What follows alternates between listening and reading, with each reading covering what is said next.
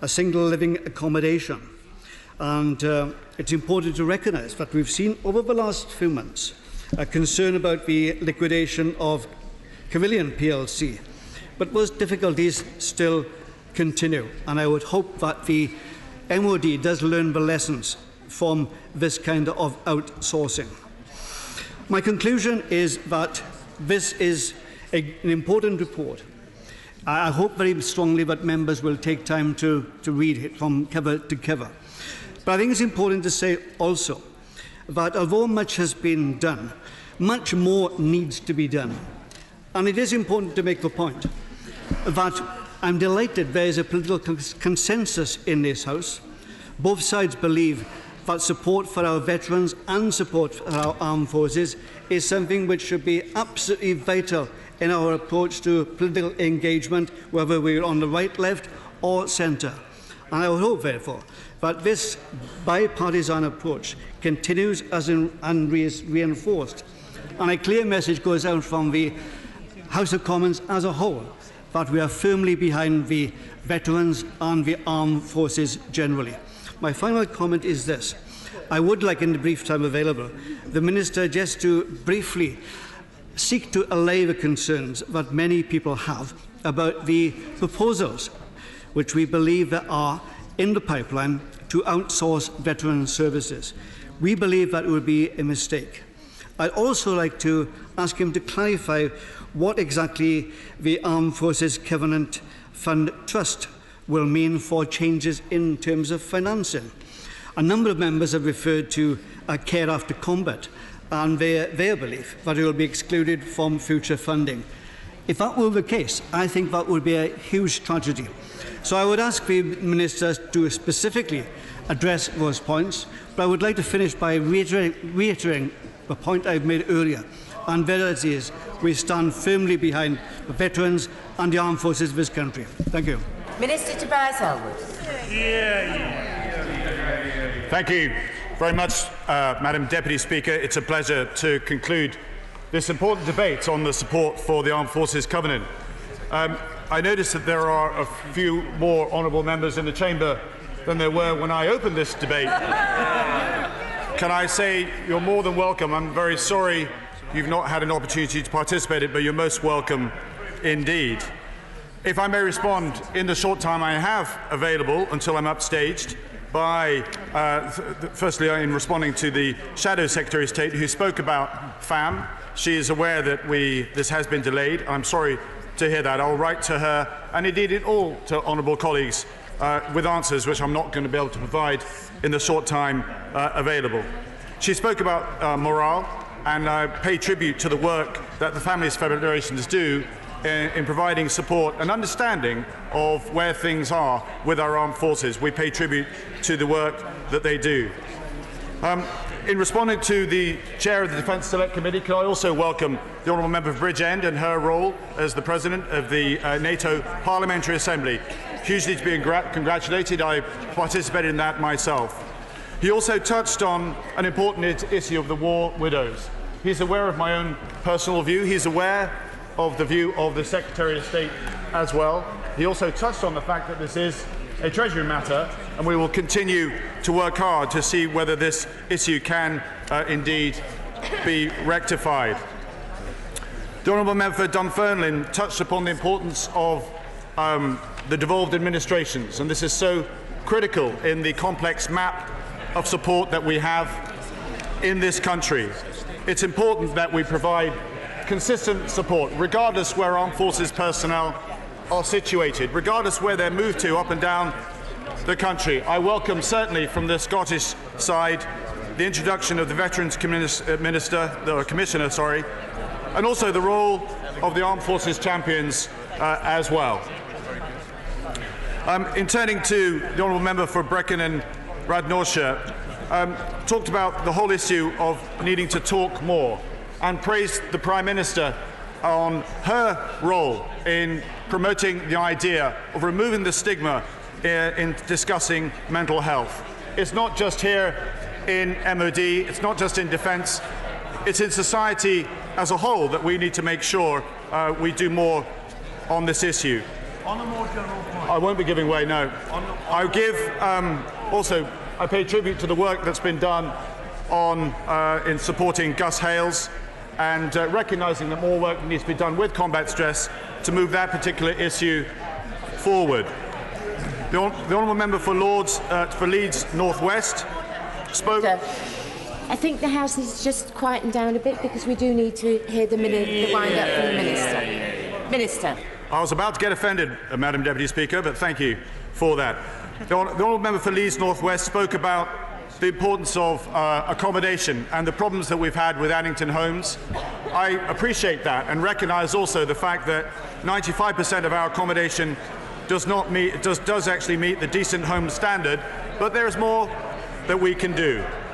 My honourable and good friend for Berwick-upon-Tweed, who's done so much in her role as PPS to the Defence Secretary, raised a number of important issues, not least to do with having a national conversation about the work that we do in supporting our armed forces, and also the interesting proposal of the Ombudsman, which if I may, I would like to discuss further with her. The Honourable Member for Belfast East again spoke about some of the issues. I have promised to come back to Belfast in order to discuss these matters in more detail. My humble friend for Braintree talked about the importance of working with councils. So I will not be giving way because if I have time, I will give way shortly. My honourable friend from Braintree spoke about the importance of working with local authorities and councils, and that is critical for the work that we do. Madam Deputy Speaker, in conclusion, I'm pleased to present the 7th report of the Armed Forces Covenant. This covenant is making a real difference, but we need to do more in scrutinising our support for the armed forces community, whether it's helping a child into school, whether it's getting personnel onto the housing ladder, or indeed getting better data when it comes to understanding the numbers of suicides that have taken place. There is room for improvement, and this includes better joined-up work between organisations and stakeholders, not least with the private sector and the public sector. It is important that there are not gaps that are there. Secondly, Madam Deputy Speaker, it's important that we maintain momentum, impressing partners to do their part in progressing the work of the Armed Forces champions, and indeed getting more businesses as well to sign up to the Covenant. We're now over 3,000. I would love to get to the point, Madam Deputy Speaker, when waiting to board an aircraft, to hear an announcement that says, in appreciation for their service, would all those Armed Forces veterans please have the honour of boarding our aircraft first? And finally, we need to transform perceptions, a point that was raised a number of times in the Chamber, about what our military personnel actually offer, and bury the myths that are falsely perpetuated about our armed forces personnel being somehow broken by their service. Mr. Speaker, a mark of professionalism of our armed forces is not just how we equip our armed forces on the front line, but it's how we look after them when they're back home. The housing, the education of children, the health requirements, and our duty of care once they depart. This is why we have an Armed Forces Covenant. But in considering this, not just the last generation that has served, not just the current generation that is serving, let's also consider the next generation that we are inspiring to sign up for our armed forces. From where I sit, Mr. Speaker, the world is getting more dangerous, it's getting more complex. And as Britain aspires to continue to play a role on the international stage, we must retain our full-spectrum capability. This is not just about hardware, it's about people. It's about honouring our covenant commitments and allowing us to retain the skills so we can continue to be the most professional armed force in the world. And in that spirit, Mr. Speaker, I commend the 7th edition of the Armed Forces Covenant to the House. Yeah. Order. The question is that this House has considered the Armed Forces Covenant. As many as are of that opinion say aye. Aye. Of the contrary, no. I think the ayes have it. The ayes have it.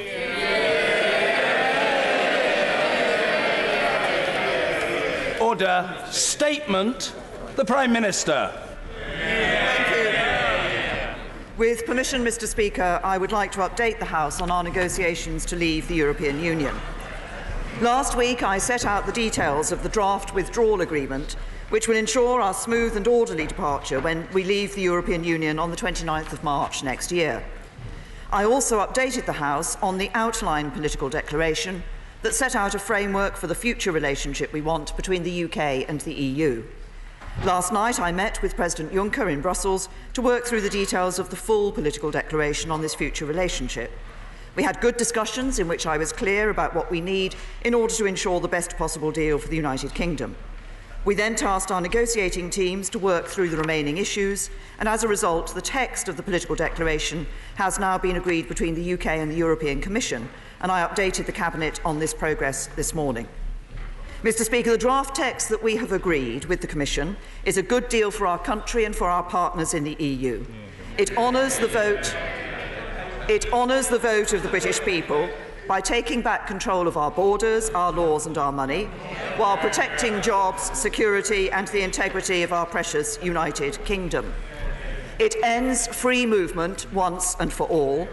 Instead, we will introduce a new skills-based immigration system based not on the country people come from, but on what they can contribute to the UK. It ends the jurisdiction of the European Court of Justice in the UK. Yes, it does.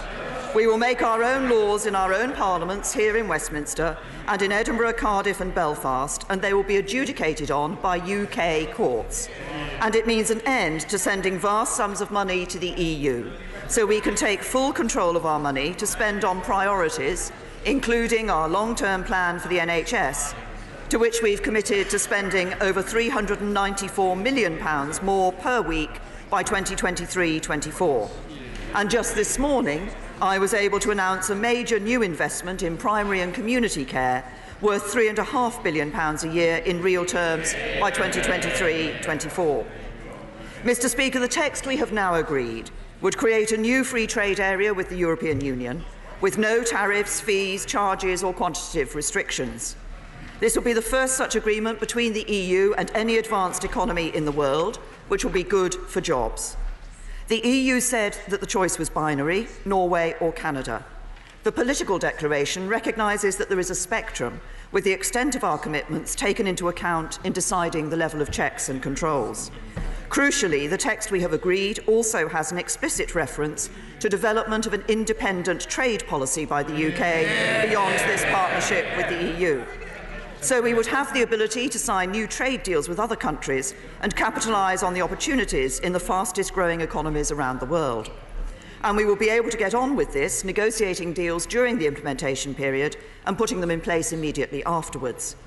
The deal would mean we leave the Common Agricultural Policy and the Common Fisheries Policy. Mr. Speaker, let me be absolutely clear about what this would mean for fishing. We would become an independent coastal state, with control over our waters, so our fishermen get a fairer share of the fish in our waters. We have firmly rejected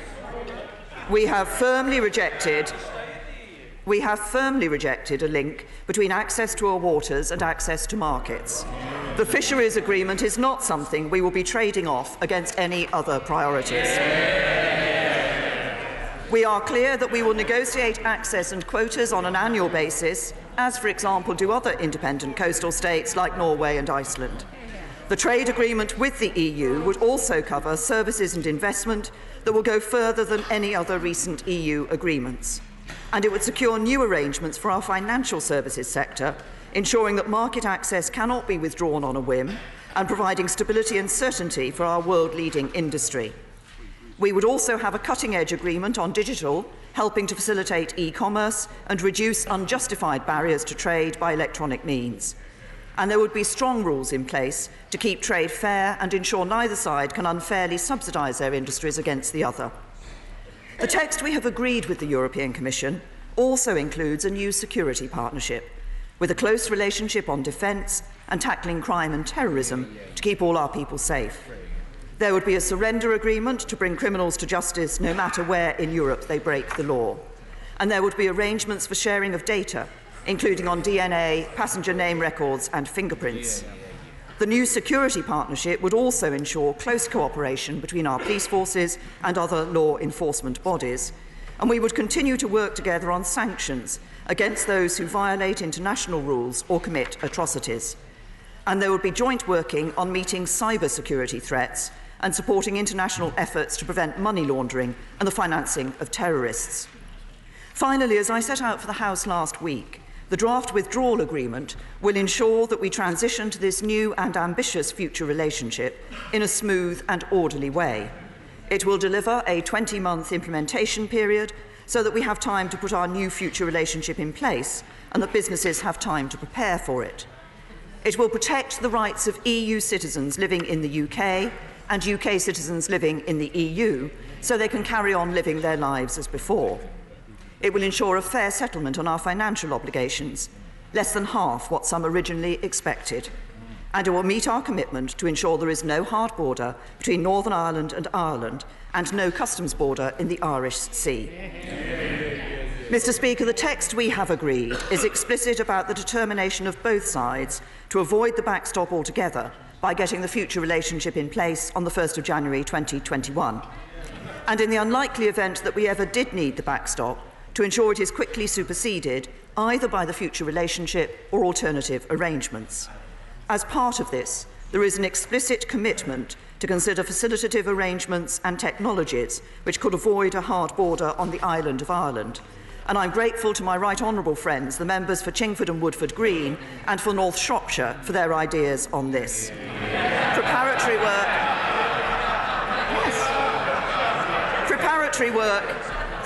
work on alternative arrangements to avoid the backstop would begin before we leave, enabling rapid progress after our withdrawal. Mr. Speaker, I want to be very clear about the stage we've reached in these negotiations and the scale of what is now at stake. We have an agreed text between the UK and the European Commission. The text is today being shared with the leaders of the other 27 member states ahead of the Special EU Council on Sunday. The negotiations are now at a critical moment, and all our efforts must be focused on working with our European partners to bring this process to a final conclusion in the interests of all our people. Last night, I spoke to Prime Minister Sanchez of Spain. We have been working constructively with the governments of Spain and Gibraltar in the negotiations on the withdrawal agreement, and we want this work to continue in the future relationship. But I was absolutely clear that Gibraltar's British sovereignty will be protected, and that the future relationship we agree must work for the whole UK family. Today I met Chancellor Kurz of Austria, which currently holds the EU's presidency. And later today and tomorrow I will be speaking to other European leaders ahead of returning to Brussels on Saturday. Mr. Speaker, the British people want Brexit to be settled. They want a good deal that sets us on a course for a brighter future. And they want us to come together as a country and to move on, to focus on the big issues at home, like our NHS. The deal that will enable us to do this is now within our grasp. In these crucial 72 hours ahead, I will do everything possible to deliver it for the British people, and I commend this statement to the House. Thank you, Mr. Speaker. I'd like to thank the Prime Minister for the advance copy of her statement. These 26 pages are a testament to the failure of the Tories' bungled negotiations. 19 extra pages, but nothing has changed.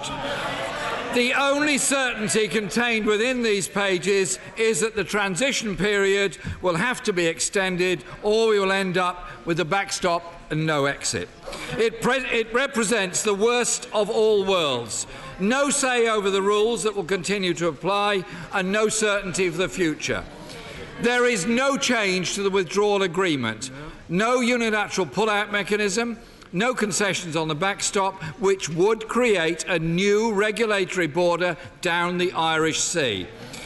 Mr. Speaker, did the EU not receive the amendments and improvements promised by the Leader of the House? A little over a year ago, we were confidently told by the government that by the end of the Article 50 period, we would have a trade deal. The International Trade Secretary said it would be the easiest in human history. Instead, we have 26 pages of waffle. This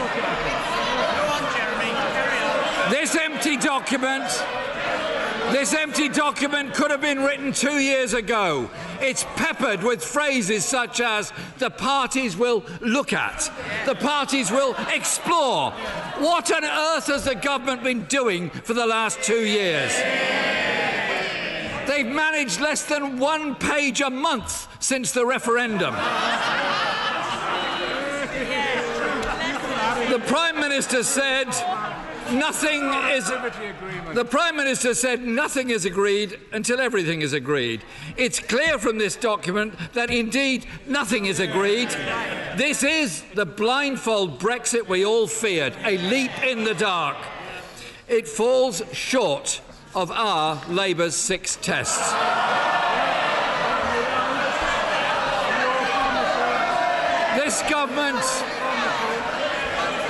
This government could have negotiated a new comprehensive customs union, giving certainty to business and securing manufacturing industry and manufacturing industry jobs. Instead, Mr. Speaker, they're more interested with dog whistling on immigration. I hope. When the Prime Minister delivered her statement, she delivered it to a largely attentive and courteous House. Order.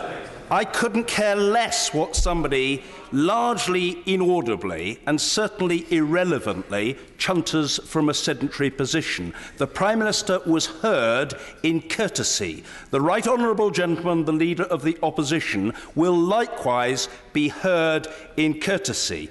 If it requires the process to take a bit longer, so be it. If it requires it to take a lot longer, so be it. If it takes several hours, so be it. So give up, be quiet, behave on both sides, and let's hear people speak. Jeremy Corbyn.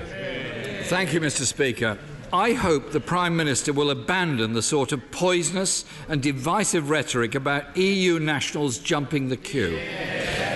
European Union nationals have contributed massively to this country across all industry and public services, while it is this government and this Prime Minister as Home Secretary who built a hostile environment for non-EU immigrants. Chequers has been chucked. There is no common rulebook and no mention of frictionless trade. Our participation is downgraded in a number of European agencies, or we're out of them in their entirety. After more than 2 years of negotiations, Mr. Speaker, there is no clarity over our status with a range of European-wide agencies. The Erasmus scheme, the Galileo project, Euratom, the European Medicines Agency, the European Chemicals Agency and the European Aviation Safety Industry. Or on none of these do we know our final status. Take, for example, section 107 of the document. It says, and I wish to quote from it, the parties should consider appropriate arrangements for cooperation on space. Well, what a remarkable negotiating achievement that is. After 2 years, they're going to consider appropriate arrangements. Mr. Speaker, this is waffle. The blindfold Brexit of a government that spent more time arguing with itself than negotiating for Britain. On fisheries, the Prime Minister and the Environment Secretary have been saying that Britain will leave the common fisheries policy and become an independent coastal nation. Yet, This agreement sets an aspiration to establish a new fisheries agreement on access to waters and quota shares by summer 2020. That sounds to me like we're replacing membership of the Common Fisheries Policy with a new Common Fisheries Policy. It's clear, absolutely clear, that during what will now inevitably be an extended transition period, there will be no control of our money, our laws and our borders, or indeed of fishing stocks for a very long time to come. The Prime Minister stood on the steps of Downing Street and said a deal had been agreed between the UK and the European Commission, and it was now up to the EU 27.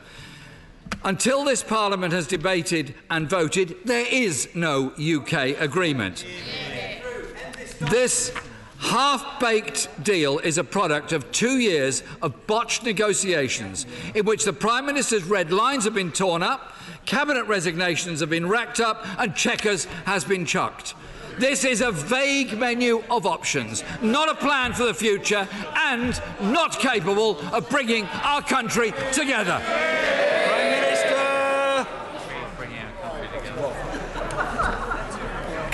Can I say to the Right Honourable Gentleman, I have to say to him that on virtually everything he said in his response to my statement, he couldn't be more wrong. Indeed, I didn't believe that he'd actually even read the political declaration that we've published today, like the withdrawal agreement. He did quote, I know, one sentence from it, I think in an attempt to suggest that he'd actually read the document, where he said there was, which was an example, he said, of lack of detail. Well, perhaps if he'd read some of the other aspects of this document, he would know there is significant detail in this document. No tariffs, fees, charges or quantitative restrictions across all goods sectors. No other major economy has this. Liberalisation in trade in services, well beyond the parties' WTO commitments, building on recent union FTAs.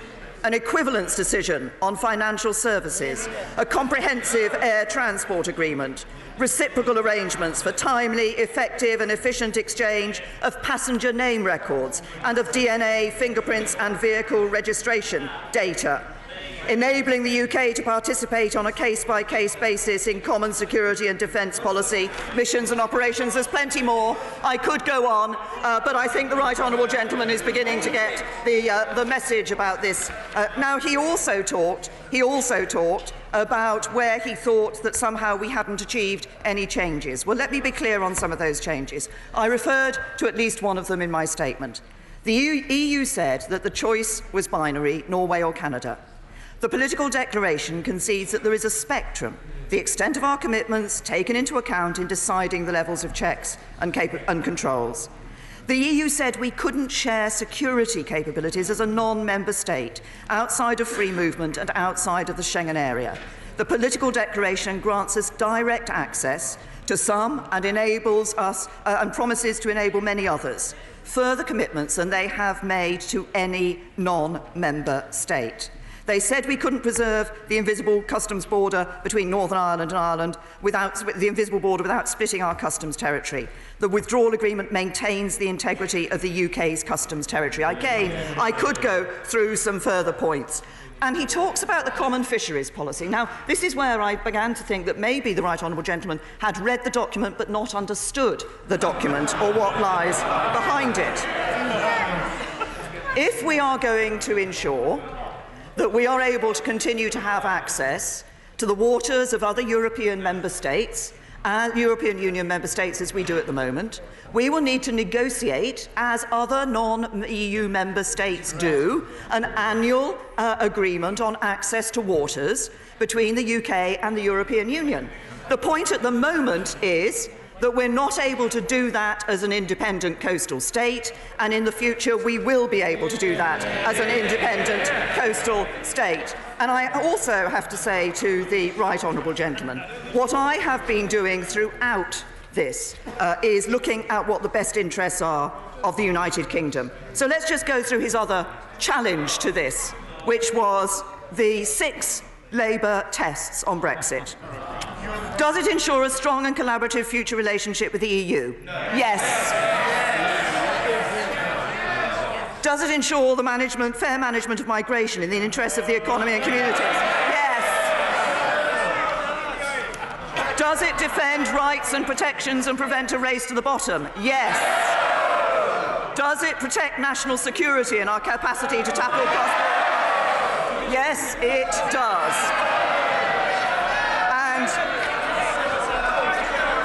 And does it deliver? Does it deliver? Mr. Mahmood, we don't need you gesticulating. You're not a football referee or a linesperson. Calm yourself, man.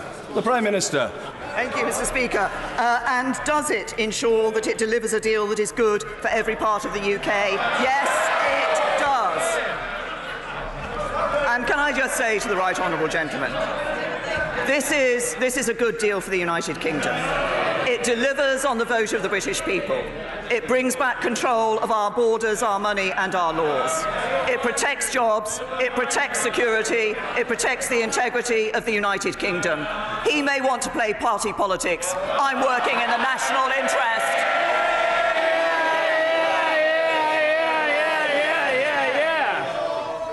Mr. Ian Duncan Smith. Mr. Speaker, can I say to my right honourable friend that I, of course, appreciate enormously the huge endeavours she has made to deal with what has now emerged as a particularly toxic issue, that of the Northern Irish backstop, now bound into the withdrawal agreement. I do say to my right honourable friend, for all of that effort and work, the reality is that this is not the withdrawal agreement. And the withdrawal agreement will make it very clear that should we, even under these terms, struggle with a negotiation for a free trade arrangement and not complete that process, we will fall into the Northern Ireland backstop as it exists at the moment. And that will mean simply that we will be bound by those restrictions that force Northern Ireland into a separate arrangement and us into the customs union. And I simply say to my right honourable friend, therefore, I would hope that she would now consider that none of this is at all workable unless we get the withdrawal agreement now amended so that any arrangements we make strip out that backstop and leave us with that positive open border that we talked about. Prime Minister. Can I say to my right honourable friend, first of all, he based the premise of his question was that if the future relationship is not in place by the 1st of January 2021, and if in some sense there needs to be that interim arrangement, then automatically we would go into the backstop. That is not the case.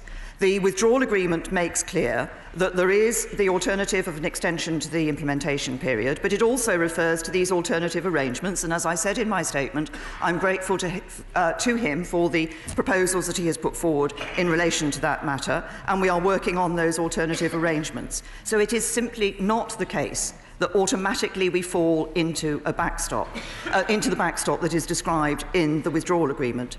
And secondly, there are many ways, I won't go through the full list, there are many ways in the document where it is clear that that arrangement, whether it is the extension of the IP, an alternative arrangement or a backstop, is there for a temporary period before we're able to put the future relationship into place. What the backstop and those alternative arrangements and the proposals amount to are what I think my right honourable friend was talking about at the end of his question, which is our commitment to the people of Northern Ireland that there will be no hard border between Northern Ireland and Ireland, and that they will be able to carry on their business much as they do today. That, I hope, is what we are all striving to achieve in relation to this matter. There are a number of ways in which we can achieve that, and the withdrawal agreement and the political declaration make clear that there are a number of ways we can achieve that, and we're working on all of those. Mr. Ian Blackford. Thank you, Mr. Speaker, and can I thank the Prime Minister for an advance copy of her statement. This government really is spluttering forward in a haphazard, chaotic way. There are, of course, outstanding political concerns still to be addressed by the EU27 this Sunday. Central to this political declaration remains the matter of fishing rights, a matter critical to Scotland. Mr. Speaker, a week ago, Scottish Conservative members in this place wrote to the Prime Minister. They said, "At the end of the implementation period, we must be able to negotiate access and quota shares with the EU and other third countries independently. This means that access and quota shares cannot be included in the future economic partnership."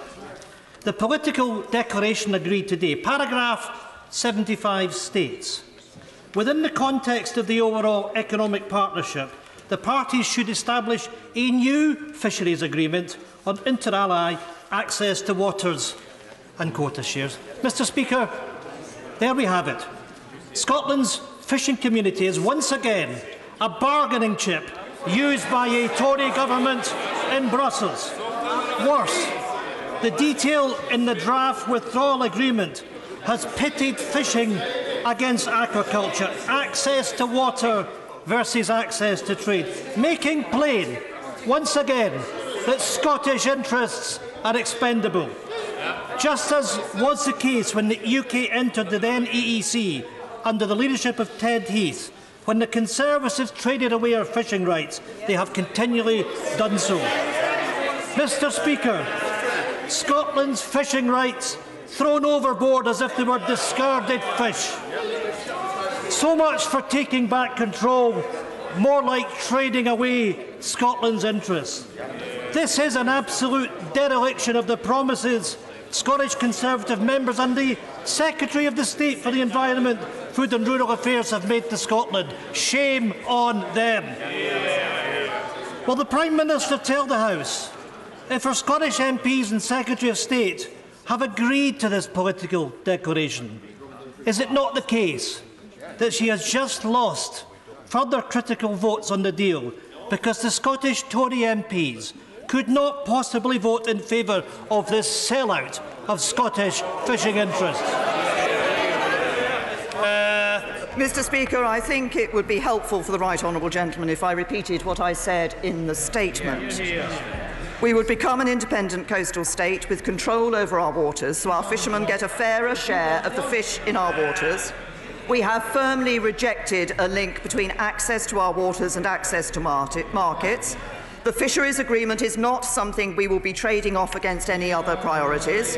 We are clear that we will negotiate access and quotas on an annual basis, as, for example, do other independent coastal states like Norway and Iceland. And can I say, well, the Right Honourable Gentleman may choose to shout at me from a sedentary position, but I have to say to him, he devoted all of his response to my statement in... Order. No, I understand the Right Honourable Gentleman adheres very strongly to his position. It's in the nature of holding an opinion. But he must hear the response from the Prime Minister. The Prime Minister. Thank you, Mr Speaker. The Right Honourable Gentleman devoted all of his response to the issue of fishing. He is sitting there chuntering from a sedentary position that this is a sellout of Scottish fishermen. I will tell him what a sellout of Scottish fishermen would be.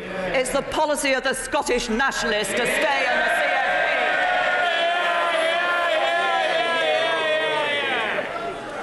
And Sir William Cash. Thank you, Mr Speaker.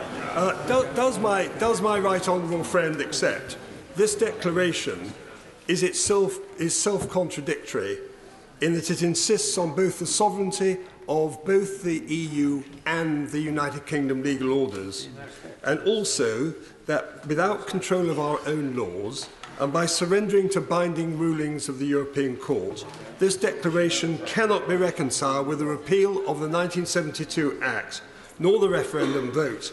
And will she further note that the European Scrutiny Committee has resolved to hold an inquiry into the government's handling and outcome of these negotiations? Prime Minister. Can I say to my honourable friend that this political declaration asserts the sovereignty of both sides of this agreement, of the United Kingdom and the European Union, because that is exactly what will persist. We will be a sovereign nation. We will no longer be under the jurisdiction of the European Court of Justice. There are circumstances where a point that is being looked at, for example, in arbitration, is considered to be a matter of the interpretation of European Union law. There is one body that interprets European Union law, that is the European Court of Justice. And what we make clear is, in those circumstances, the arbitration panel may ask the European Court of Justice for an opinion on the interpretation of European Union law. They will then consider their decision as an arbitration panel in the light of that opinion.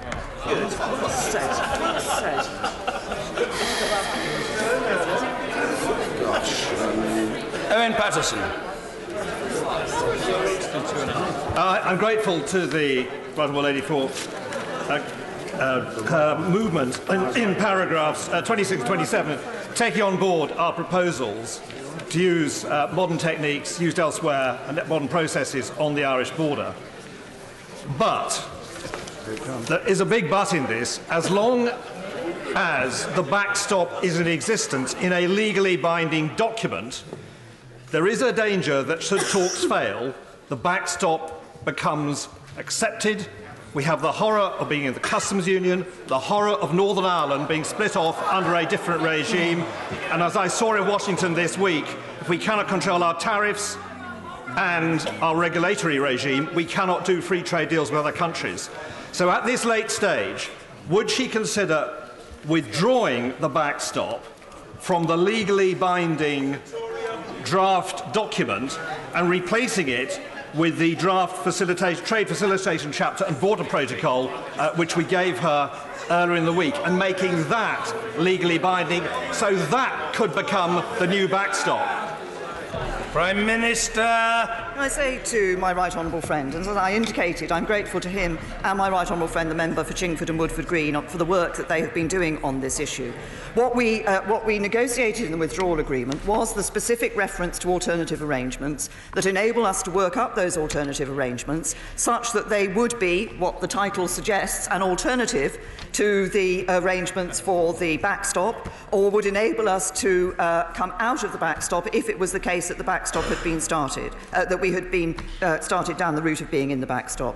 I continue to say to my honourable and right honourable friends, and to members of this House more widely, it is the firm determination of this government, and indeed it is the determination of the European Union, that we will work to ensure that we have the future relationship arranged and able to be in place by the 1st of January 2021. It is not the case, and it indeed is not the case, that there is a sense in which the backstop is automatic. The backstop is not automatic. There are alternatives to the backstop. It will be, and the United Kingdom can choose those alternatives. Now, there are pros and cons. There are pros and cons in these. And when the time comes, obviously, that choice will measure those pros and cons. But what matters is that it is the case that it will not be the case that the only way to deal with that interim period is through the backstop. It can be dealt with by alternative arrangements or by an extension to the implementation period. Gable. Mr. Speaker, this is essentially an agreement to have an agreement, and is full of worryingly vague aspirations. How, for example, can the Prime Minister justify how can the Prime Minister justify clause 24, which relates to medicines, chemicals and aviation safety, where we currently have strong agreed cooperative standards, and the Prime Minister has managed to negotiate an agreement where we, quote, explore the possibility of cooperation. I mean, that is pathetically weak. And it will cause great anxiety to millions of people who depend on high standards of safety. Prime Minister. The right honourable gentleman, that when we leave the European Union, we will cease to be a member of certain agencies that the European Union has at the moment. What we will be doing is ensuring, and you might have noticed that there is a strong reference to close cooperation in the text in relation to EASA. EASA already permits a third country to have that access to the agency. That is not the case with the EMA and the ECA, and that is why, as indeed we identified in the white paper we published in the summer, it will be necessary to work on what those access arrangements to those agencies should be. So EASA already has a model that can be used. The other two agencies do not. But I say to the right honourable gentleman that I think in relation to these negotiations, we are not able to put legal text together until we have left the European Union and are no longer a member of the European Union. And that, of course, is what we will be able to do when we leave on the 29th of March 2019. Mr. Dominic Raab. The backstop ties the UK to the customs union and single market rules with no voice and an EU veto over our exit, whilst paragraph 23 of the political declaration makes that the starting point for future relations to build on. The top reason people voted to leave the EU was to take back democratic control over our laws. Isn't it the regrettable but inescapable reality that this deal gives even more away? Prime Minister. Can I say to my right honourable friend, and I think this is the first opportunity I had to be able to thank him for the work that he did as Brexit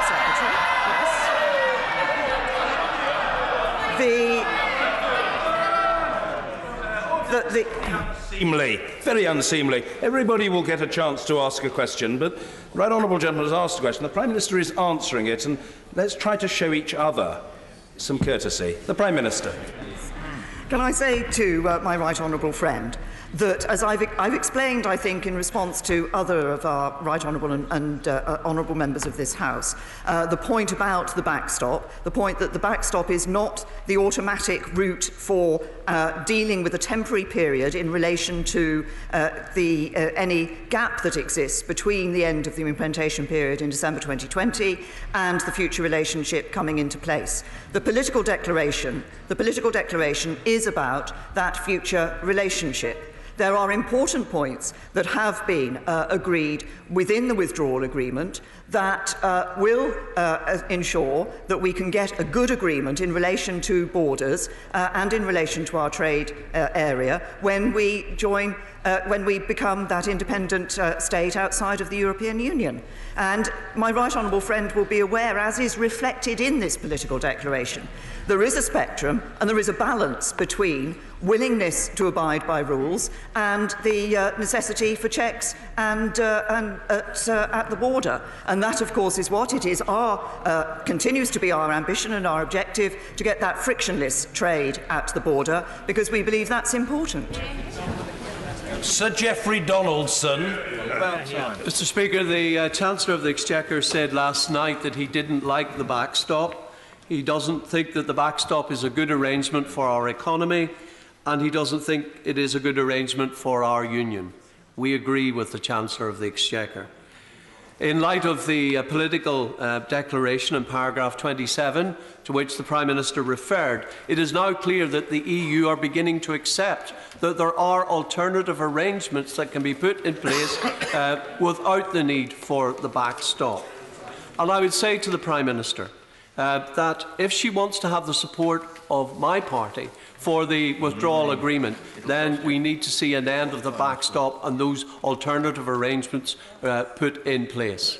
Prime Minister. Thank the gentleman for his comments. Can I say to him, he started off by reflecting the comments that my right honourable friend, the Chancellor of the Exchequer, have made. As I've said in this chamber, and others have said in this chamber, none of us want to see the backstop being used. The best way to ensure the backstop is not used is to get the future relationship into place.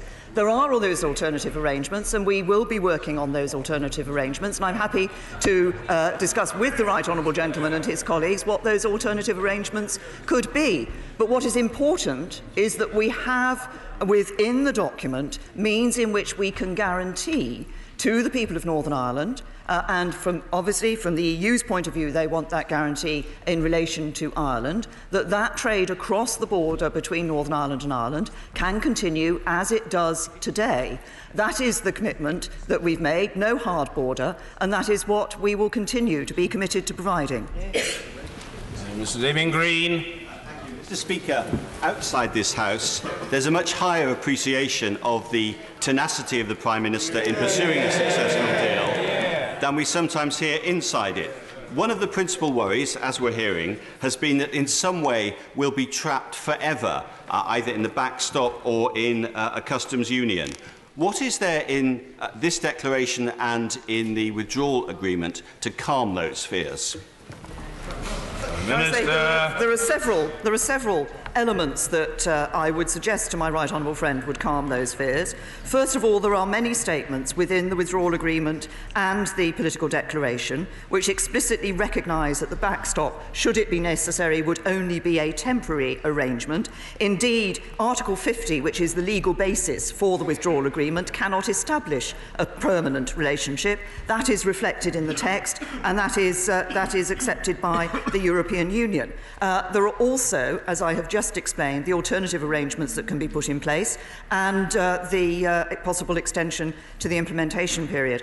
But the best route of ensuring that those concerns are calmed is to ensure that we work to get the future relationship, as set out in this political declaration, in place by the 1st of January 2021, so that there is no need for any interim arrangement at all to provide our guarantee and commitment to the people of Northern Ireland.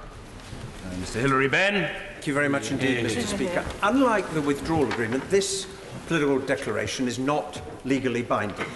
And although it may now be 26 pages as opposed to 7, it still does not provide this House with clarity and certainty about our future economic relationship with our biggest, nearest and most important trading partner. Is it really going to take the defeat of her deal to persuade the Prime Minister that she cannot achieve frictionless trade while leaving the customs union and the single market, and that therefore, sooner or later, a different approach is going to have to be found in order to secure the future of our economy and the jobs that depend upon it? Prime Minister. I say to the right honourable gentleman that, of course, we have put forward proposals which would enable frictionless trade to be achieved outside of the customs union and outside of the single market. That is not something that is accepted by everyone in the European Union. I fully accept that. But what we have within the future negotiations is the ability to continue to work for our objective of achieving that frictionless trade. But he talks about a concern about uncertainty and into the future.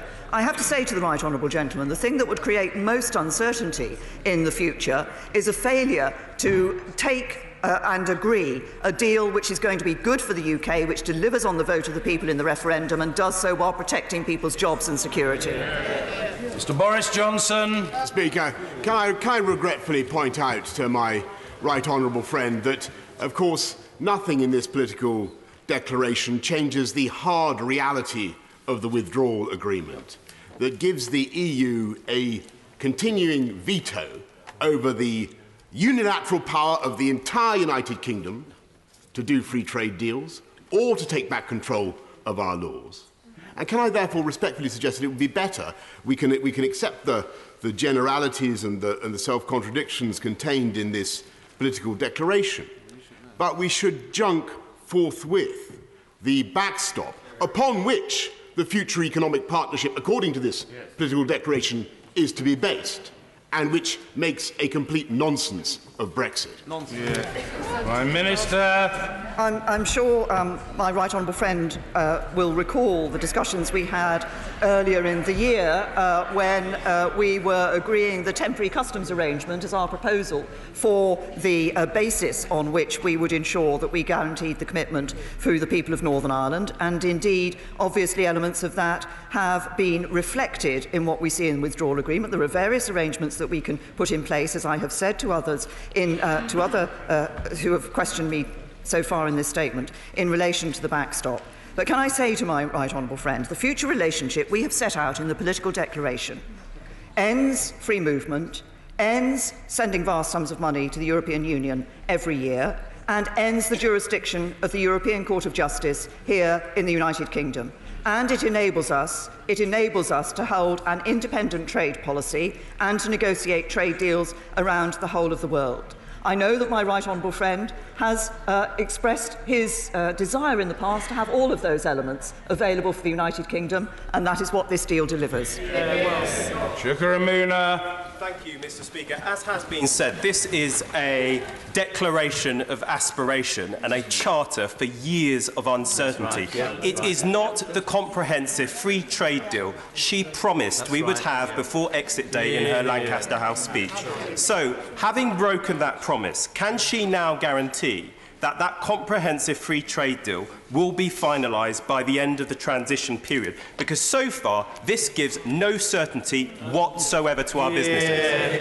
Prime Minister. Well, on the contrary, I think if the honourable gentleman looks at the comments that have been made by business in relation to the declaration, that were made, in fact, in relation to the outline political declaration last week, like the Federation of Small Businesses, are very clear about the certainty that is provided looking into the future for businesses. And as he will also see when he looks through the political declaration, and indeed in the withdrawal agreement, the firm commitment on both sides to ensure that we work to put into place that legal text. And yes, it is the case that we can't have the legal text on the future agreement until we have left the European Union. And one of the elements within the political declaration, towards the end of the political declaration, as he will have seen, sets out the commitments in relation to working on that for the future. But I think, if I say to the honourable gentleman, what is important is that we have here an outline, a political declaration, which is fuller than the outline we published last week, which sets out very clearly a deal for the UK that is good for the United Kingdom and good for jobs.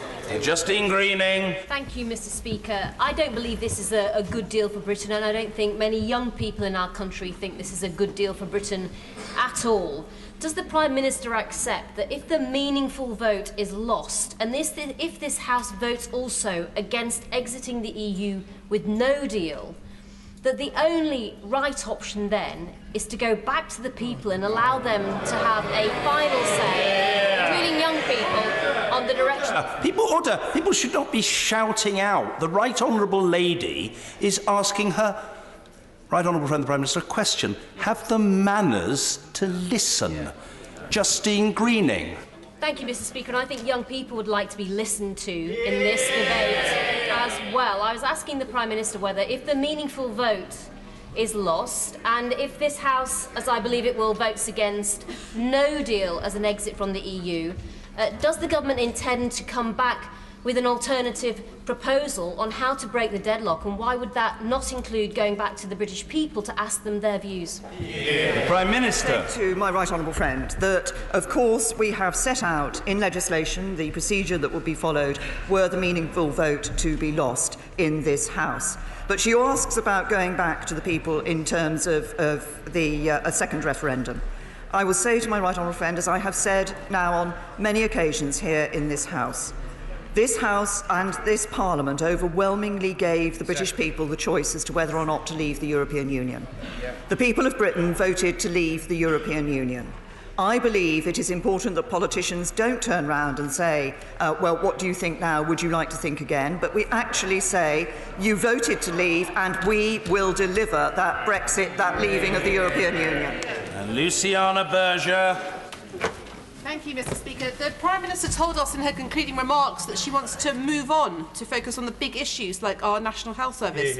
But how does she expect to move on when she signed up to a deal which does nothing for our services sector? Our services sector comprises 80% of our economy, things like retail, banks, leisure and tourism. Can the Prime Minister give our country today a guarantee that our UK service sector will enjoy the same access to the single market that it enjoys today? Prime Minister. Can I say to the honourable lady that if she looks at the sections that we have on the services sector, she will see that these arrangements that we have in the political declaration go beyond any that have been offered to any other non-member of the European Union. Patrick McLaughlin. I say to my right honourable friend that the number of people who I speak to are fully in admiration of the determination which the Prime Minister has shown over these very difficult negotiations, doing something which no other Prime Minister has ever been tasked with doing. Would she like to explain to the House a little bit more that if this agreement, which is the 585 pages of the withdrawal agreement and today's document which has been agreed with the Commission is rejected, does she think the 6 paragraphs offered by the opposition is the alternative? Well, can I thank my right honourable friend, first of all, for his opening remarks, and secondly, say no. And I think what we see from the opposition is they've set these 6 tests, but actually in no stage have they set out what their plan for an alternative arrangement with the European Union would be. Liz Savile-Roberts. When questioned over whether any deal is financially worse than EU membership, the Chancellor said, like last night, it's not only about the economics. I have news for the Prime Minister. We say it's all about the economics. The people can now see that the British government is swivel-eyed in its determination to rip the UK out of the single market and the customs union. Isn't it time to take the deal back to the people and let them decide what matters most? Minister. Lady, that I've responded when I responded to my right honourable friend, the member for Putney, on the issue of the second referendum. On the question of the economy, this is a deal that protects jobs and protects livelihoods across the whole of the United Kingdom. Mr. Dominic Grieve.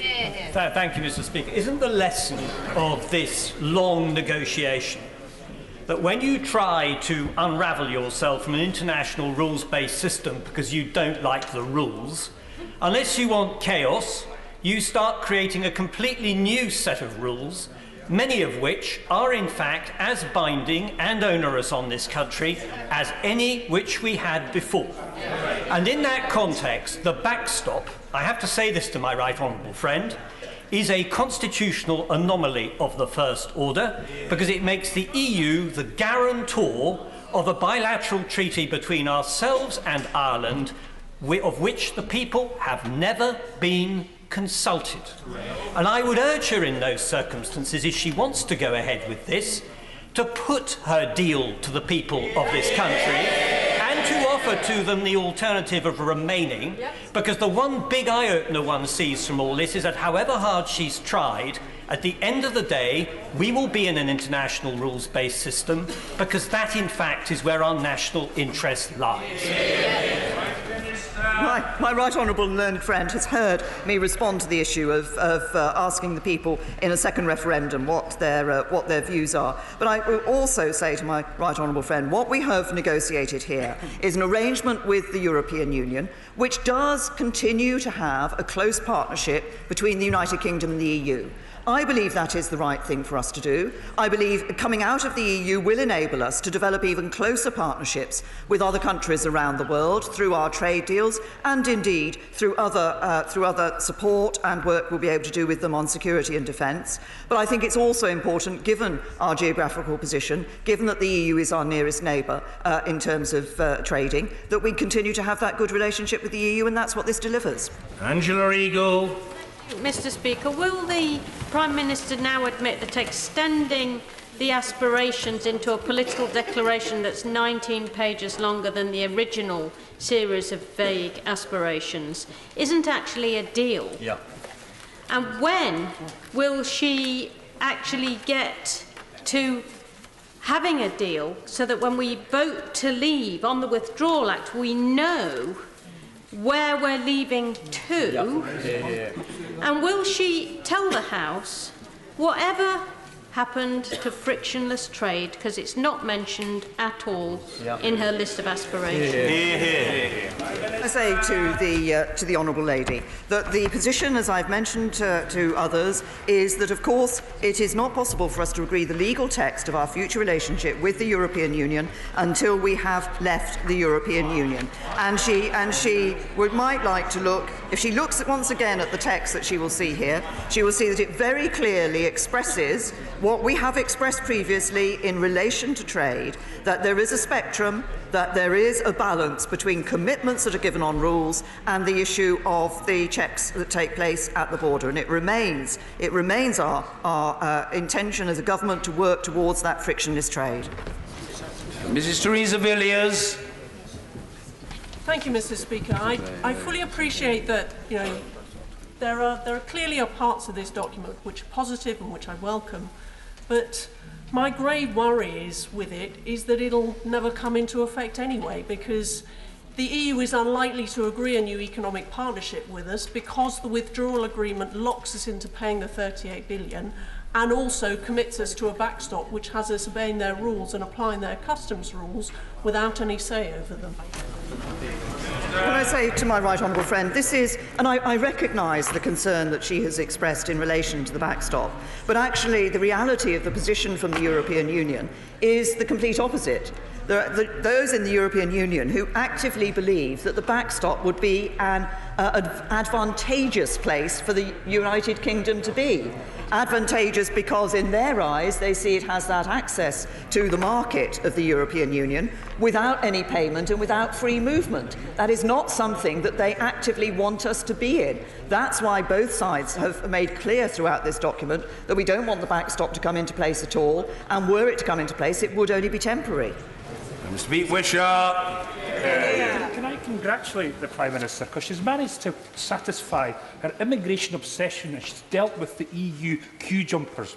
But isn't it the case that what we do to them, they will do unto us? Yeah. And her agreement only aims to provide visa-free travel only for short-term visits to the EU. Isn't it the case, Prime Minister, that the rights you and I enjoyed to live, work and love in a continent of 27 nations will be deprived from the next generations of young people? To the honourable gentleman, as he knows full well, what we will be doing in relation to immigration is bringing an end to free movement once and for all. We will have an immigration system which will be based not on where somebody comes from, but on the contribution they are able to make to this economy. That will be good for the whole of the United Kingdom, including Scotland. Sir Nicholas Soames. Speaker, may I welcome this political declaration, in particular paragraph 77 on global cooperation enshrined in this agreement. Will she agree with me that we must now continue to work closer than ever with our European partners, even when we leave the European Union, on the transborder issues like climate change, trade protectionism and all the other issues that we have to deal with together and cannot deal with singly? I'd say to my right honourable friend, I think he is absolutely right, and that's why it's important that we have that section in this political declaration. We are leaving the European Union, we're not leaving Europe. It will make sense for us to continue to cooperate with our European partners on a whole range of issues which affect us, which affect the whole world, and on which our being able to work together will be important in terms of how we can address those issues and resolve them, exactly as he suggests on issues like climate change. Mr. Ben Bradshaw. Poorer, with less control and years of more uncertainty. In her heart of hearts, does she honestly think this is what people were voting for 2.5 years ago? No. I say to the right honourable gentleman, I think there were a number of my colleagues who, when he started talking about poorer and with more uncertainty, thought he was describing a Labour government. I think what people voted for was to bring an end to free movement, to take control of our borders, our money and our laws. But they wanted us to do it in a way that protected their jobs, protected their security and protected our United Kingdom. And that's exactly what this deal does. Sir Peter Bottomley. One of my constituents who's on the other side of the referendum vote has written to me today saying it appears that the UK Brexit requirements are being achieved or as close as going to be achievable, and he wants to applaud the Prime Minister and her team for negotiation, and says anyone who votes against this deal will be actually voting against the referendum result and the interests of the country. Can I put it to the Prime Minister? I think that's representative of many people in all parties throughout the country. Oh, can I thank my right honourable friend for bringing his constituents' views to the House today. I think when every member of this House looks at the vote, at the meaningful vote, they will precisely have to ask themselves the question that that constituent has asked: does this deliver on the vote, and does it do it in a way that's good for the United Kingdom? And I think the answer is unequivocally yes. Kate Hoey. The Prime Minister seems to imply in Clause 27 that these new facilitative arrangements and technologies to prevent a hard border are somehow new. These have been around for some time, and the customs officials, all sorts of people have written about this. The fact is that the Prime Minister's team has not looked at this seriously until very recently. Even at this late stage, could I say to the Prime Minister, the backstop has no need to be in a legal agreement. It should be taken out, and we should get on with getting these kinds of changes that would make a hard border impossible. To the Right Honourable Lady, that she is right that, of course, there have been ideas around for some time in relation to the way in which customs and treatment of customs is developing with today's technology, but there are further technological solutions that I think will be available. But this is not the question of the no hard border. We have a commitment to no hard border, but I believe it's important that we also try to work to ensure that businesses and people in Northern Ireland are able to carry on their business and their daily life much as they do today. This is about no hard border, but it's also about our overall commitment to the people of Northern Ireland. Mr. Jacob Rees-Mogg. Thank you, Mr. Speaker. May I refer my right honourable friend to paragraph 134 of the proposal on the question of interpretation of union law, which gives authority to the Court of Justice of the European Union. Why is there not a similar paragraph giving the right of interpretation of UK law to the UK courts, or is it implicit that European Union law is senior? Can I say to my honourable friend, it is not the case that European Union law is senior. It is the case that we have consistently said throughout all of the negotiations and made clear at various points that the court of one party cannot have jurisdiction over the other party. But the only body that interprets European law is the CJEU. As this makes clear, the arbitration panel can decide that they ask the CJEU for an opinion on the interpretation of EU law. UK law is interpreted indeed by United Kingdom courts, and the arbitration panel, when it comes to making its decision, had it referred the ECJ to give an opinion on a matter of European Union law, would take their decision in the light of that opinion. Mr. Vice Chairman. The Prime Minister knows that this is a complicated and at a very historic time for all of us. This is the future of our country that we're deciding. But she also knows that most honest MPs will say we haven't had a chance yet really to evaluate this. And she knows that by Sunday, many people, the economists, the pundits, the think tanks, they will have evaluated it. Why is that possible? And it will happen. But why can't the British people have the chance of a proper evaluation when they know whether it's a good deal or not? Can I say to the Right Honourable Gentleman, I think he's heard my answer to that question in response to a number of questions earlier, and I refer him to that answer. David Jones. Honourable friend, please confirm that she intends to ensure that the treaty which is envisaged by this political declaration will include a provision analogous to Article 50 of the Treaty on European Union, which will enable the United Kingdom, should it so wish, to withdraw from that arrangement.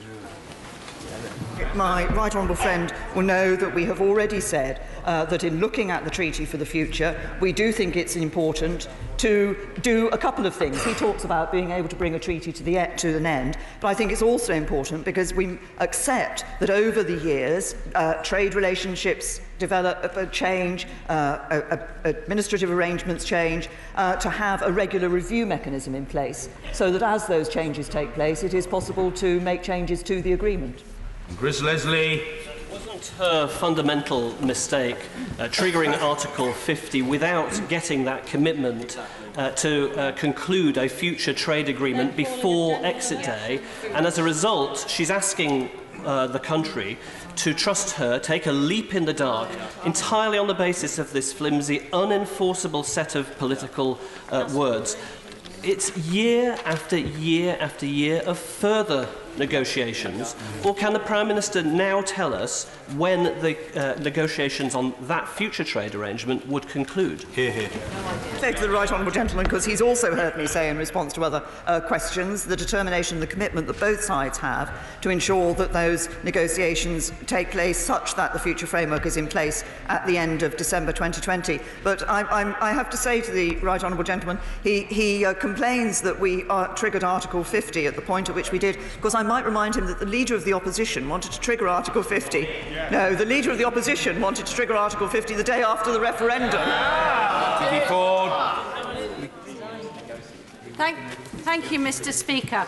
The Federation of Small Businesses, the CBI, the vast majority of the members of the Institute of Directors, even the Ulster Farmers Union, they're all saying that they support the withdrawal agreement. For those of us who care about the jobs and economic security of our constituents, shouldn't we be supporting it too? I agree with my honourable friend. I think it is important that what this deal does is it delivers on the vote of the referendum, but it protects jobs and it protects the security and livelihoods of people up and down the country. Stephen Doughty. Thank you, Mr. Speaker. Can we be clear, Mr. Speaker, what a deal is and what it is not? A deal is what we have at the moment. I happen to think it's a very good deal. This is simply a piece of paper full of meaningless waffle. It's not legally binding. It doesn't have anything about frictionless trade in it. It has lots about the ECJ in it, even though the Prime Minister claims it doesn't. And it cuts off the opportunities for our young people and their future. The benches are emptying out behind the Prime Minister. When will she realise that the only way out of this crisis is going to be to put this back to the British people in a people's vote? The honourable gentleman says that what we have at the moment is a deal. What we have at the moment is membership of the European Union, and the British people voted for us to cease that membership and leave the European Union. Luke Graham. Speaker. Mr. Speaker, I'd like to welcome paragraph 53 that talks about the entry and stay purposes for research, study, training and youth exchanges, which is incredibly important for professionals and young people in my constituency. Will my right honourable friend also confirm another issue that's very close to my constituency, that on us leaving the CAP, and that we will have as close and frictionless trade in agriculture goods as possible? I'm happy to confirm that to my honourable friend. I think the exchanges he's referred to are indeed important, particularly for young people and young professionals. We will be leaving the Common Agricultural Policy. Obviously, we'll be putting in place our alternative proposals for the support for the agricultural sector, and we will be looking to ensure that for agricultural products as well as goods, we have that ability to move products across the border as easily as possible. Tom Bray. The Prime Minister won't apologise to EU citizens for accusing them of queue jumping. I do so on her behalf. To make amends, will she confirm that there are no circumstances in which she will inflict no deal on the country, and will she offer everyone a people's vote to get us out of this Brexit quagmire that she has created? I refer the right honourable gentleman to the answer I've given earlier. Steve Baker.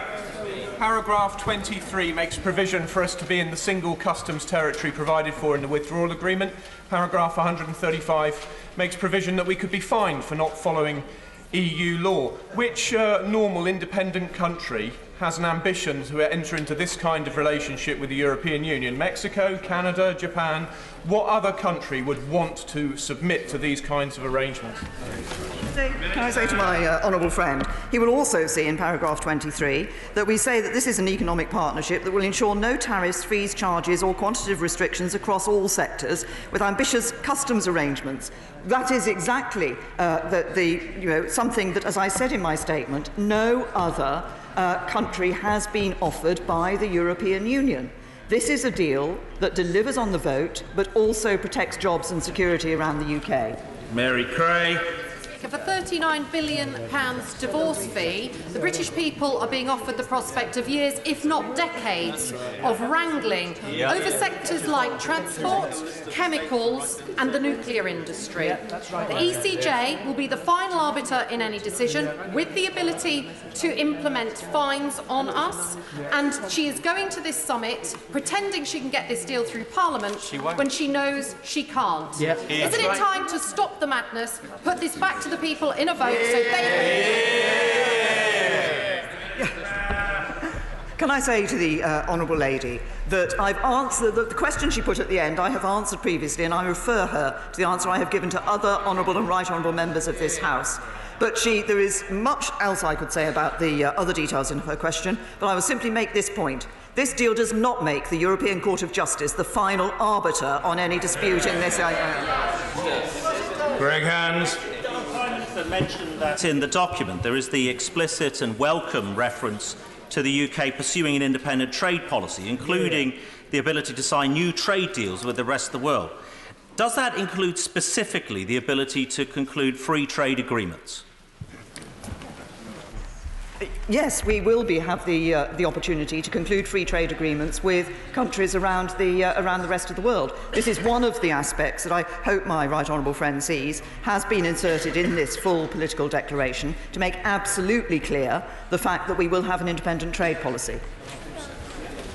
Stella Creasy. Thank you, Mr. Speaker. In contrast to the member from North East Somerset, can I say to the Prime Minister how pleased I am to see her recognise the role of the European Court of Justice? Because given this agreement explicitly states not only will we respect its integrity and agree to binding rulings, but we will also consider financial compensation for when they are broken. Can she tell us a little bit more about how she intends to influence the decisions of the ECJ, given the impact this will have on British businesses and British jobs? Can I say to the Honourable Lady that what is absolutely clear is that in the future relationship we will have with the European Union, there will not be the jurisdiction of the European Court of Justice here in the United Kingdom. It is possible that the Honourable Lady is thinking of the circumstances that have been put in place in the withdrawal agreement in relation to those cases that are either pending in relation to the European Court of Justice and Union law before we leave, or those cases that relate to activity which has taken place under European Union law while we were a member of the European Union, in which case it will be possible for those cases to continue to be taken as they would have been had we remained a member.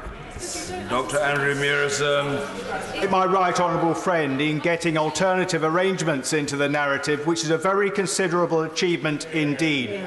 But given Articles 174 to 178, to what extent does she think that the independent arbitration panel ultimately will be able to determine if and when the conditions for alternative arrangements have been met?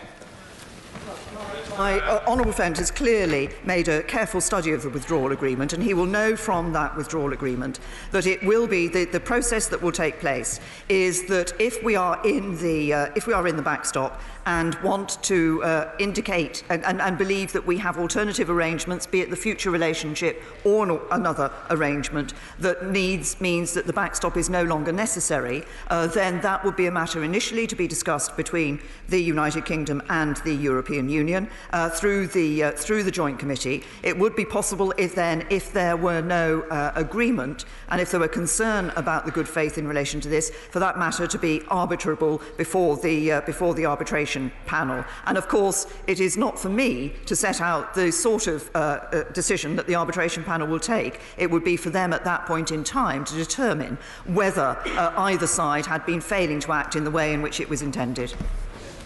Pat McFadden. Sector after sector, these proposals represent a downgrading of UK power and influence compared to what we have now. That's one side of the equation here. But I want to ask the Prime Minister about the other side of the equation.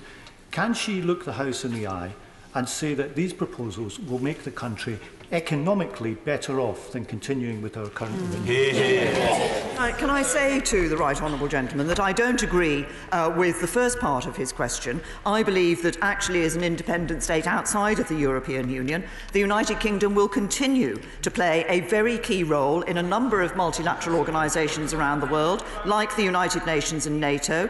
We will continue, and more than that, we have already started to extend our partnership to countries around the world where we have not had that same extent of partnership as a member of the European Union, and looking forward to us outside of the European Union. And outside of the European Union, I think the right honourable gentleman has probably asked me the question about the economics previously. Outside of the European Union, I believe it's important for us not only to have a good trade relationship with the European Union, that is what this deal delivers, but also to be able to develop those trade relationships around the rest of the world. Sir Edward Lee. Will the Prime Minister help those of us who want to try and help her in this vote? She knows that what we're worried about is that we'll be trapped for years in a customs union. Now, she tells us that this backstop is temporary. So can she give me this commitment? Given that the Vienna Convention makes it absolutely clear that a sovereign state can abrogate any part of a treaty with an international body when it likes, and this Parliament cannot bind its successors, If by the end of this Parliament, or the due date of the end of this Parliament, by the 1st of January 2022, if we are still trapped in these temporary arrangements, will she assure me that she will abrogate those treaties and we will become an independent nation again? Can I say to my honourable friend that he has raised the premise of his question is that we would be in the backstop by the 1st of January 2022. I repeat to my honourable friend and to others, first of all, that it is our intention and the intention of the European Union to work to ensure that the backstop need never be brought into place. There are many references throughout the withdrawal agreement and the political declaration that make clear the temporary nature of the backstop should it be exercised. But of course, as I've said earlier, even if there were an interim arrangement necessary, it would be the case that there were alternative arrangements, the extension of the IP, that could be in place instead of the backstop. He asked me about the due date for the end of this Parliament, the general election in 2022. What I am very clear about is that it is my firm intention that we will be firmly in our future relationship with the European Union by the time of the next general election, such that we are able to look the British people in the eye and say, you gave us an instruction to leave the European Union and we have delivered. Mike Gapes. Speaker, the outline declaration last week referred to Europol and Eurojust, but they are not mentioned in this declaration. All we have is the Prime Minister saying there would be a surrender agreement. Now, frankly, given the loss of British influence that there will be, even though we continue to participate in security arrangements of different kinds, but we aren't actually making any decisions, this is an apt description, isn't it, of the whole document, a surrender of influence agreement for our country. No, it is not. And the honourable gentleman mentioned specifically two of the institutions, two of the agencies in relation to the security matters. We have been discussing and negotiating. You'll see, obviously, the results of those negotiations in the political declaration. A growing recognition on part of the European Union. At the beginning of this, they felt they could not give the United Kingdom access to certain of these security arrangements and arrangements that deal with criminal justice because we would be a third country. Actually, both sides we made the case, and they accepted the case, that it is in their interests as well as ours to ensure that we do have access to those arrangements to keep people safe across the EU. Alberto Costa. Mr. Speaker, earlier this morning I visited Year 5 in Danemill Primary School in Enderby before rushing back to London. The Year 5 children asked me questions about Brexit. Would the Prime Minister like to take this opportunity to tell the children of Danemill Primary School that the deal that she's proposing is in their best interests to ensure a brighter future for them and the whole of the United Kingdom? Well, first of all, can I commend the pupils of Danemill School, who my honourable friend saw this morning, for the fact that they did ask him questions about Brexit, and can I reassure them and him that this is a deal which sets us on a course for a brighter future, and for those pupils this is about their future, it's about jobs, it's about opportunities for them. That's what this deal delivers. Deirdre Brock. Deal keeps the CFP after Brexit. We will still have the rules, but no way to influence them. No freedom of movement means the our fish processing industry will lose half its workforce. Trading access to our waters for trade access is exactly what the Fishing Federation argued against, and what her Scottish Secretary said would make him resign. Is he gone yet? Will she admit this is a disaster for Scotland and our fishing industry, sold out once again by a Tory government? What does she say to the families around Scotland whose livelihoods will be destroyed by this government? What I say and what I say to the Honourable Lady and her Scottish nationalist colleagues is that I suggest they listen to the Scottish Fishermen's Federation, who has said the following: the declaration gives the UK the power to assert its position as an independent coastal state with full unfettered sovereignty over our waters. Hugh Merriman.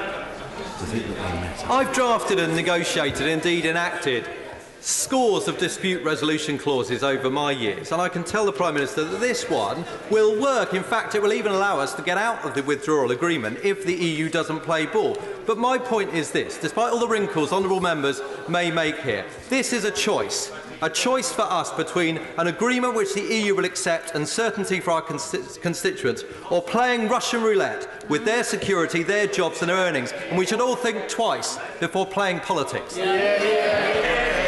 Can I absolutely agree with my honourable friend? I recommend this deal. I think this is the right deal for the United Kingdom, and a failure to accept this deal, a failure to take this deal, does mean more uncertainty. It means more division, and frankly, it just takes us back to square one. In calling the Honourable Lady the member for Bridgend, I hope the whole House will unite in congratulating the Honourable Lady on her election as President of the NATO Parliamentary Assembly. Mrs Madeline Moon. Thank you, Mr Speaker, for those kind words. Can I therefore ask a very appropriate question of the Prime Minister? In the section on foreign policy, defence and security, 107 talks about considering appropriate arrangements for cooperation in space. Many space assets are vital for the defence and security of this country. How will all parties to this agreement ensure that whatever arrangements are made do not weaken the NATO alliance, and ensure that capability, any capability, is available for the future security and defence of the whole of the alliance membership? Well, can I say to the Honourable Lady, first of all, I add my congratulations for her election as President, as the Speaker has referred to. I think what is important is she refers to what will be possible within NATO and the capabilities available to NATO.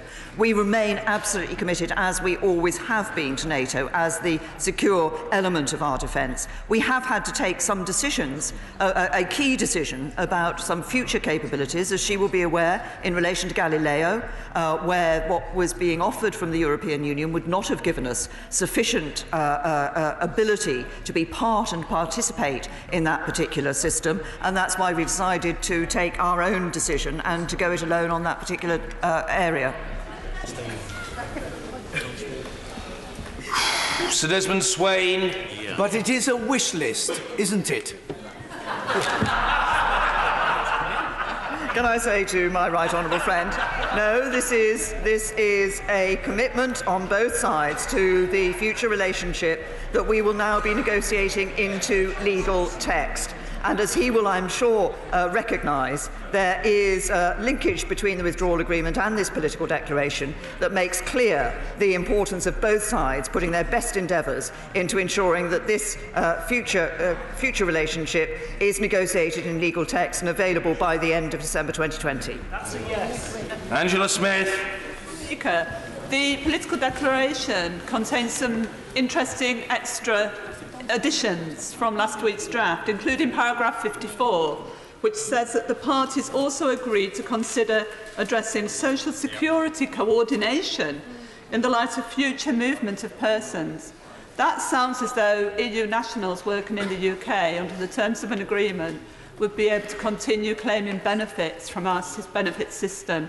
Can the Prime Minister clarify? This is in relation to some very specific issues which I'm happy to write to the Honourable Lady about. Mark Francois. Thank you, Mr Speaker. As I serve on the Select Committee with her, can I join in the whole House in congratulating President Moon on her appointment? Mr Speaker, unlike the Leader of the Opposition, I have read both of these documents. I was the party's spokesman on the Lisbon Treaty in 2008. A bagatelle of a mere 300 pages, so I believe that perhaps I have understood it. This, and I'd like the Prime Minister to confirm it, is not in any way legally binding. This is a draft treaty which, as the Select Committee Chairman knows, would bind us under international law.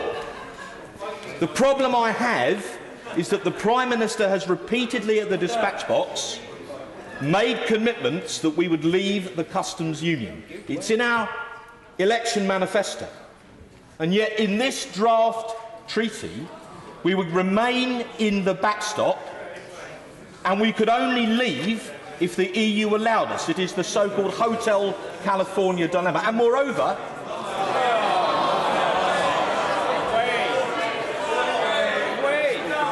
she has said that she would never contemplate a border down the Irish Sea.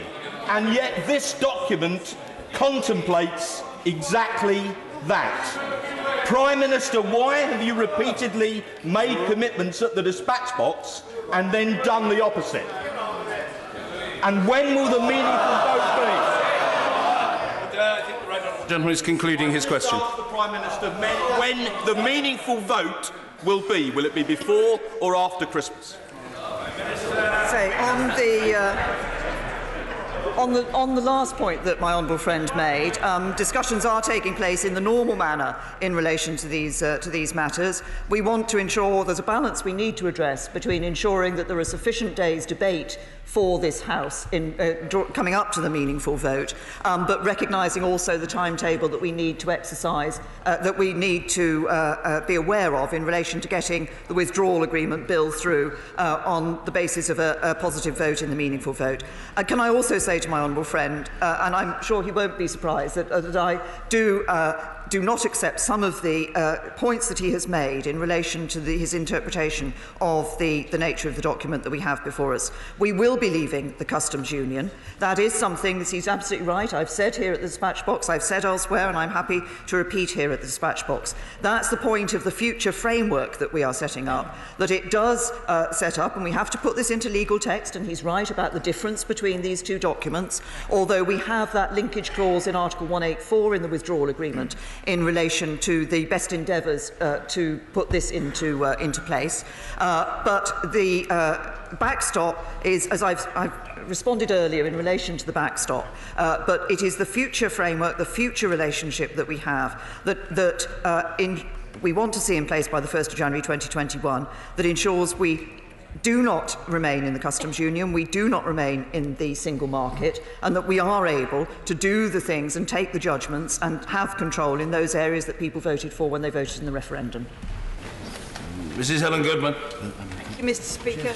Further to the Prime Minister's last answer on the meaningful vote, can she make it clear that she and her new Brexit Secretary accept the recommendations of the Procedure Committee to have the votes and debates on amendments before the debate and vote on the main motion? I say to the Honourable Lady, she'll recognise that there are certain matters that are for the House. But I will repeat the point that I have made in this chamber before on a number of occasions. I think if you asked the members of the public if Parliament is asked to vote on the deal that the government has brought back from Europe, what do you expect Parliament to vote on? And I think they would expect Parliament to be able to have a vote on the deal. Now, we've been clear that a motion may be amendable, but I think people will want to know the view of this Parliament on the deal as it is brought back from Europe. Nick Herbert. Thank you very much indeed, Mr. Speaker. I welcome this declaration, and in particular the strong and explicit commitments to ensure that free movement will end, that the country will have the freedom to strike trade deals around the world, and yet that we will forge a strong and close economic partnership with the European Union. Is that not exactly what business wants? Is not the withdrawal agreement's provision for a transition period what business wants? And should we not, those of us that wish to implement the referendum decision and honour it, recognise that this sets the path towards a pragmatic and orderly Brexit that we should think very carefully before rejecting?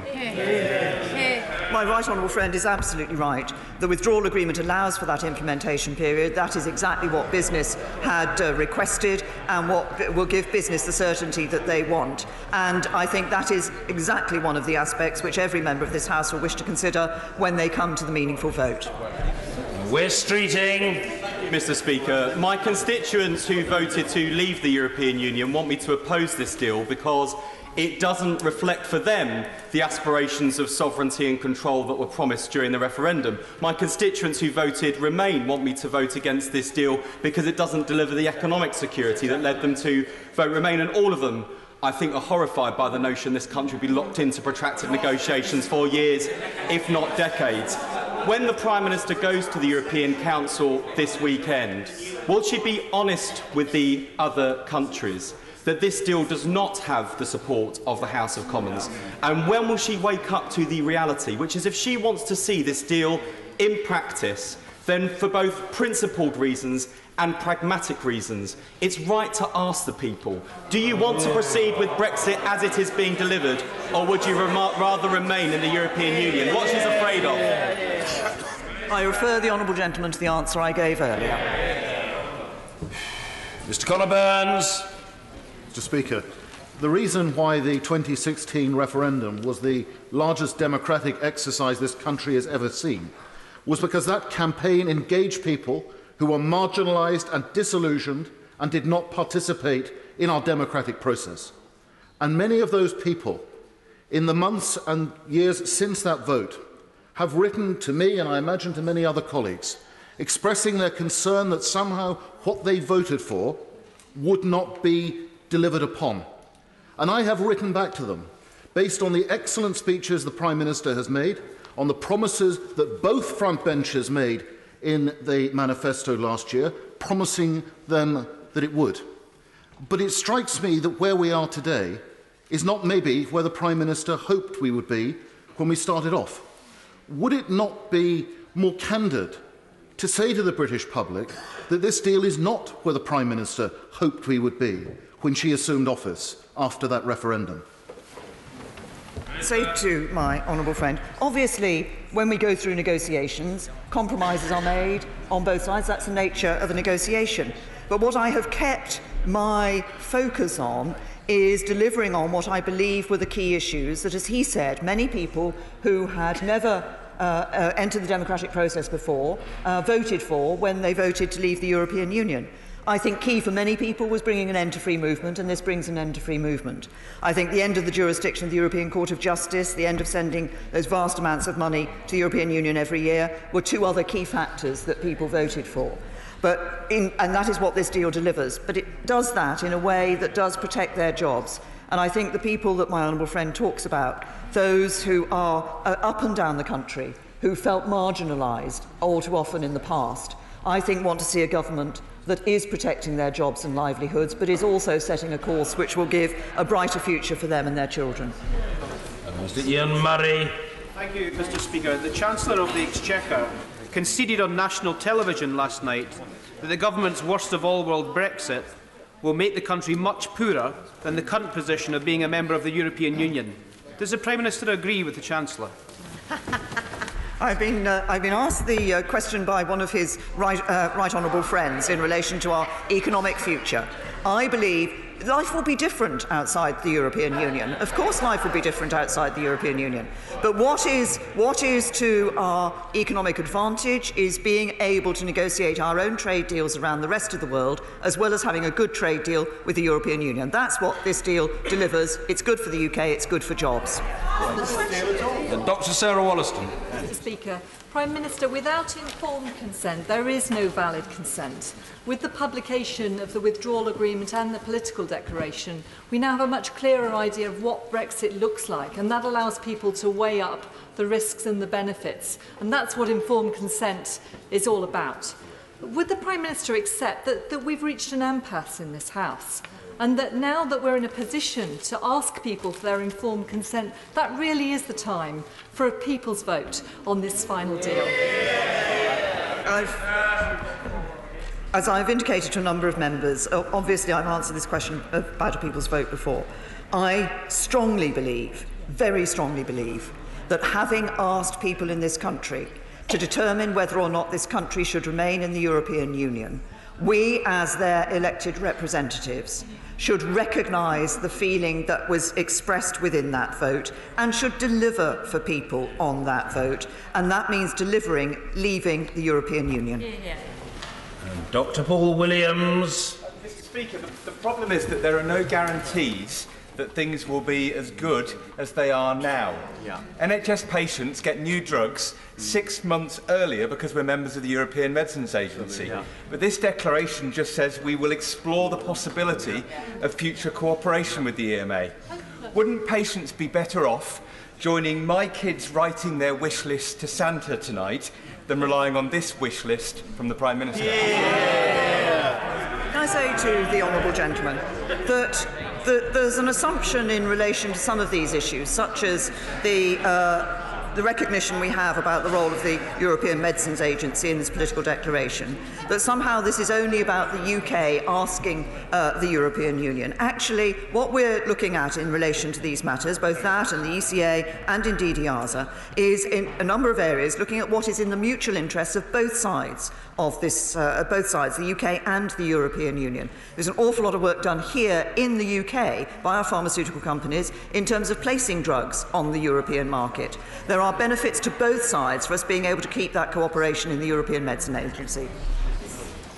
Mr. Peter Bone. Thank you, Mr. Speaker. The Prime Minister had already told the House that we would be giving a minimum of £39 billion away to the EU. We've learnt today that the implementation period might be extended, which would be billions of pounds more of taxpayers' money given away to the EU in return for a wish list. How does the Prime Minister square that with her red line that we're not giving billions of pounds to the European Union? Can I say to my honourable friend, first of all, I didn't say it would be a minimum of £39 billion. The financial settlement that has been achieved within the withdrawal agreement is for £39 billion. That £39 billion is less than half what a number of commentators and others were saying, including coming from the European Union, at the beginning of that negotiation. It is right, there is a difference between the backstop and the extension of the implementation period, in that in the implementation period, I think there would be an expectation of payments. In the backstop, there is no financial obligation. It's precisely why, one of the reasons why that is not attractive to the European Union for us to be in the backstop. But the decision in relation to those, or indeed alternative arrangements that are developed, would be a decision for the United Kingdom to determine which of those we wish to be in, were it necessary, and as my honourable friend knows, I want it not to be necessary, but were it necessary, to cover an interim period before we were in the future relationship. John Woodcock. Thank you, Mr. Speaker. The Prime Minister says that she has changed the minds of EU countries on data sharing to enable continued security cooperation.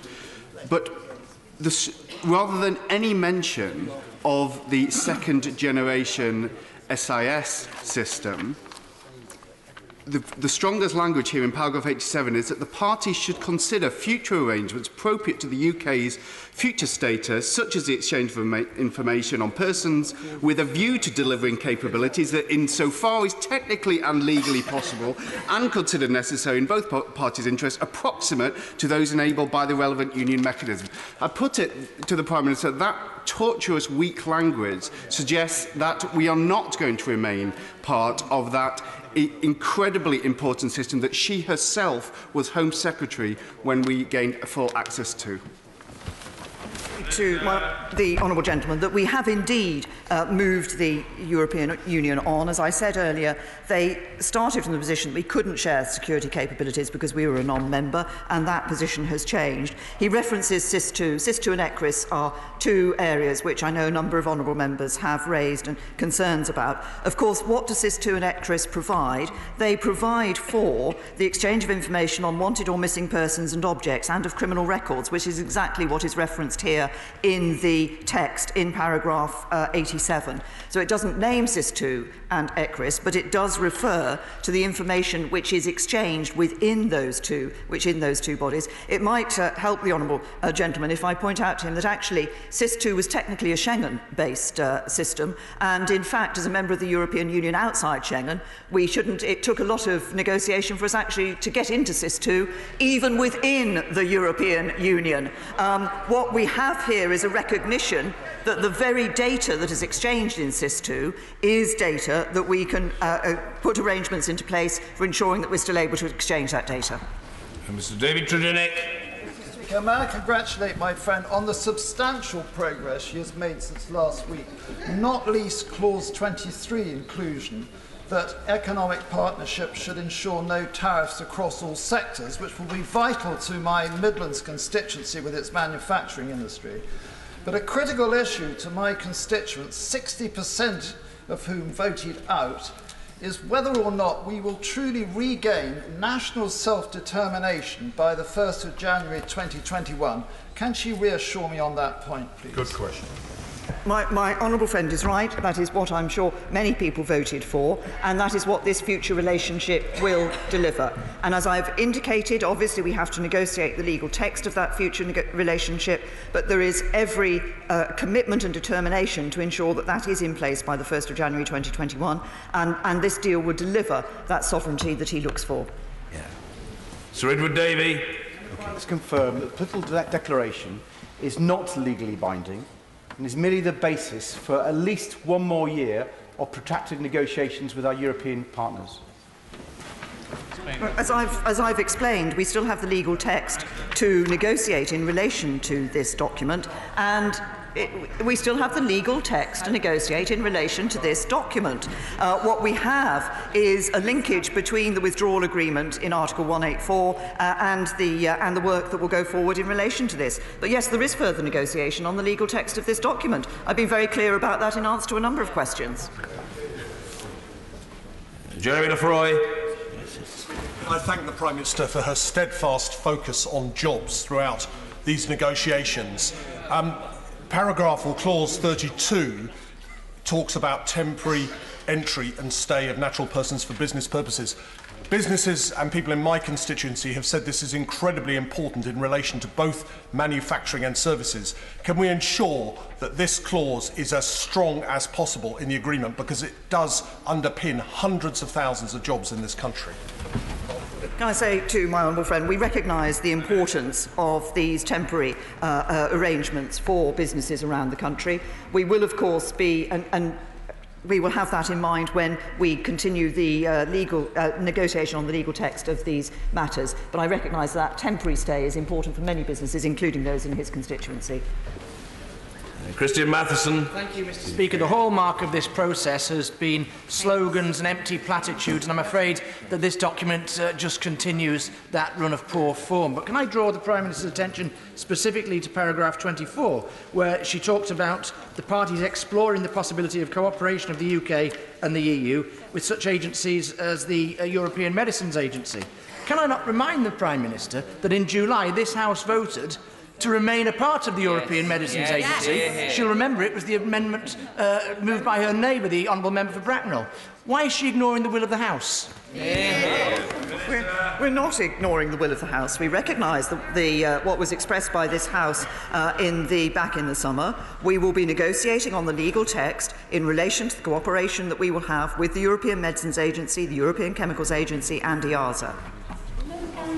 Sir Mike Penning. Very much, Mr. Speaker. Can I thank the Prime Minister for siding with my constituents that were trusted this government and the opposition, because of their manifesto commitments, to leave the European Union as they voted. But it's obvious that the backstop does have concerns in this House and across the country, and she's done brilliantly well to negotiate more stuff in. Can I ask her to press a little bit harder when she's there on Saturday? Can I thank my right honourable friend for reminding the House that actually I think it's something like 80% of members of this House actually stood on a manifesto commitment to leave the European Union, to deliver on the vote of the referendum. I hope all members will recall that when they come to look at the meaningful vote. He's right, and I recognise the concerns that have been expressed in relation to the backstop. That's why we have been looking at these alternative arrangements that could be put in place, and we'll continue to work on those. Some way to go. Mr. Graham Stringer. Pleasure. Mr. Speaker, I think we should celebrate the largest democratic vote in our history and be determined to implement leaving the European Union. However, I have to say that after 2.5 years, I am disappointed that the Prime Minister comes back, not with a deal, but the for the preconditions for a negotiation and expects the House to vote on it. The fact is that the European Commission, the European Parliament, the other 27 countries are more satisfied with what the Prime Minister has proposed to them than this House is. Yep.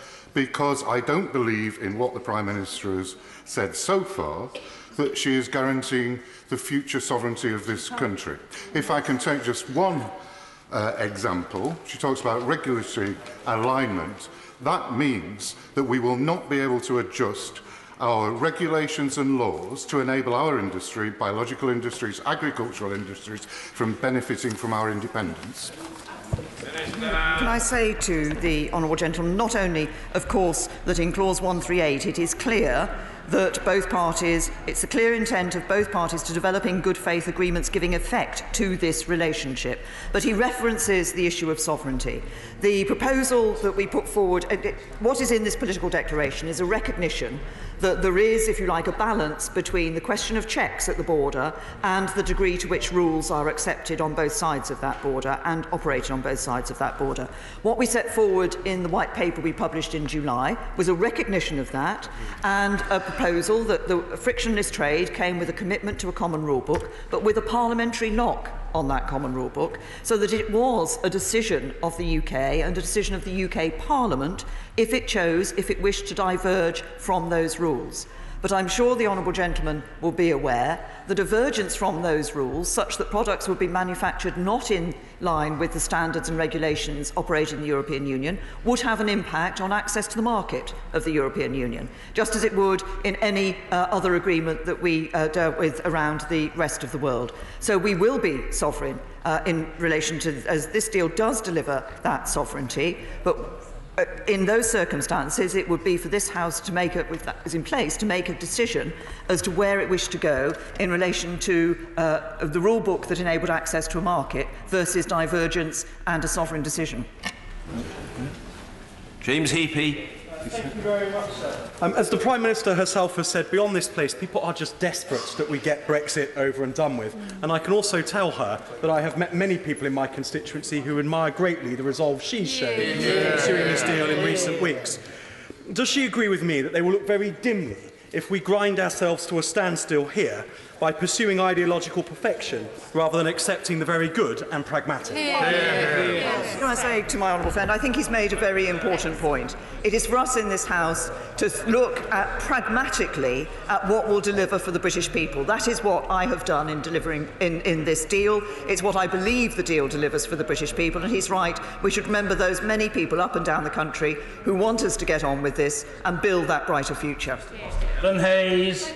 Speaker, the Prime Minister has spent much of the last 2 years wrangling with her own MPs and allowing the hard Brexiteer tail to wag the Tory dog. The result we now see is a blind Brexit in which 44% of UK trade will be dependent on the fulfilment of a wish list. Will she now concede that this level of fundamental risk to every nation and region of the UK and every sector of the UK economy is not what anyone voted for in June 2016? People voted for is for us to leave the European Union, to do so to bring control of money, borders and laws back to this country, and we are doing that in a way that protects jobs and livelihoods up and down the country. Richard Graham. Speaker, there is much here that is reassuring for my constituents working in the health sector, aerospace, automobile and nuclear energy. Those who see above all the need for sensible compromise to achieve continuity rather than disruption when we leave the European Union. Does my right honourable friend agree that the big divide now is between them and those who would risk anything for no deal or no Brexit, putting at risk every chance of achieving a deal that few may love but most could live with? I say to my honourable friend, I think he is right. I think most of our constituents up and down the country will want members of Parliament to look at delivering on the vote to leave the European Union, ensuring we leave the European Union, but also look at considerations around their jobs, their livelihoods and their futures. It is this deal that does both of those, protects jobs but also delivers on the vote. Louise Haigh. The police have agreed that the most important instruments for our security are the second-generation Schengen Information System, the European Arrest Warrant, ECRIS, Europol, Eurojust and European Investigation Orders. Isn't it the case that without full membership of these organisations or access to these databases, that we are blinding law enforcement in their fight against organised crime and terrorism? Well, can I say the Honourable Lady gave a list there of what she thought were important security arrangements. Of course, she left out PRUM and the passenger name records, which of course are incredibly important in dealing with organised criminals and in solving crimes and in dealing with terrorists. We're clear that we are working on the arrangements that will enable us to exchange the very information that is the type of information that is exchanged in SIS2 and ECRIS. Bill Wiggin. Speaker, I put aside my fear of the backstab agreement and come straight to the point. My right honourable friend is right. We don't want another referendum. We want to see the benefits of the one that we had. And to that end, I thoroughly welcome what she was saying about negotiating deals during the implementation period. Can she assure us all that those deals will come to fruition even if the implementation period is extended? Well, those deals would come to fruition. I think the point is, in an extended implementation period, there would continue to be an issue about the ability to put those deals into practice, which may be the issue my honourable friend is raising, which is one of the factors about an extension to the implementation period, which should we be balancing the backstop versus that or alternative arrangements would have to be taken into account. Ms. Rian Paisley. Thank you, Mr. Speaker. The Prime Minister will be aware that my party colleagues and I profoundly disagree with her on the Ulster Protocol or the backstop agreement, but we do recognise that she's working very hard to square an elusive circle, and we pay tribute to her for that great difficulty. If paragraphs 26 and 27 in this declaration mean anything of substance, does the Prime Minister accept that there would be no need, therefore, for the Ulster Protocol or backstop?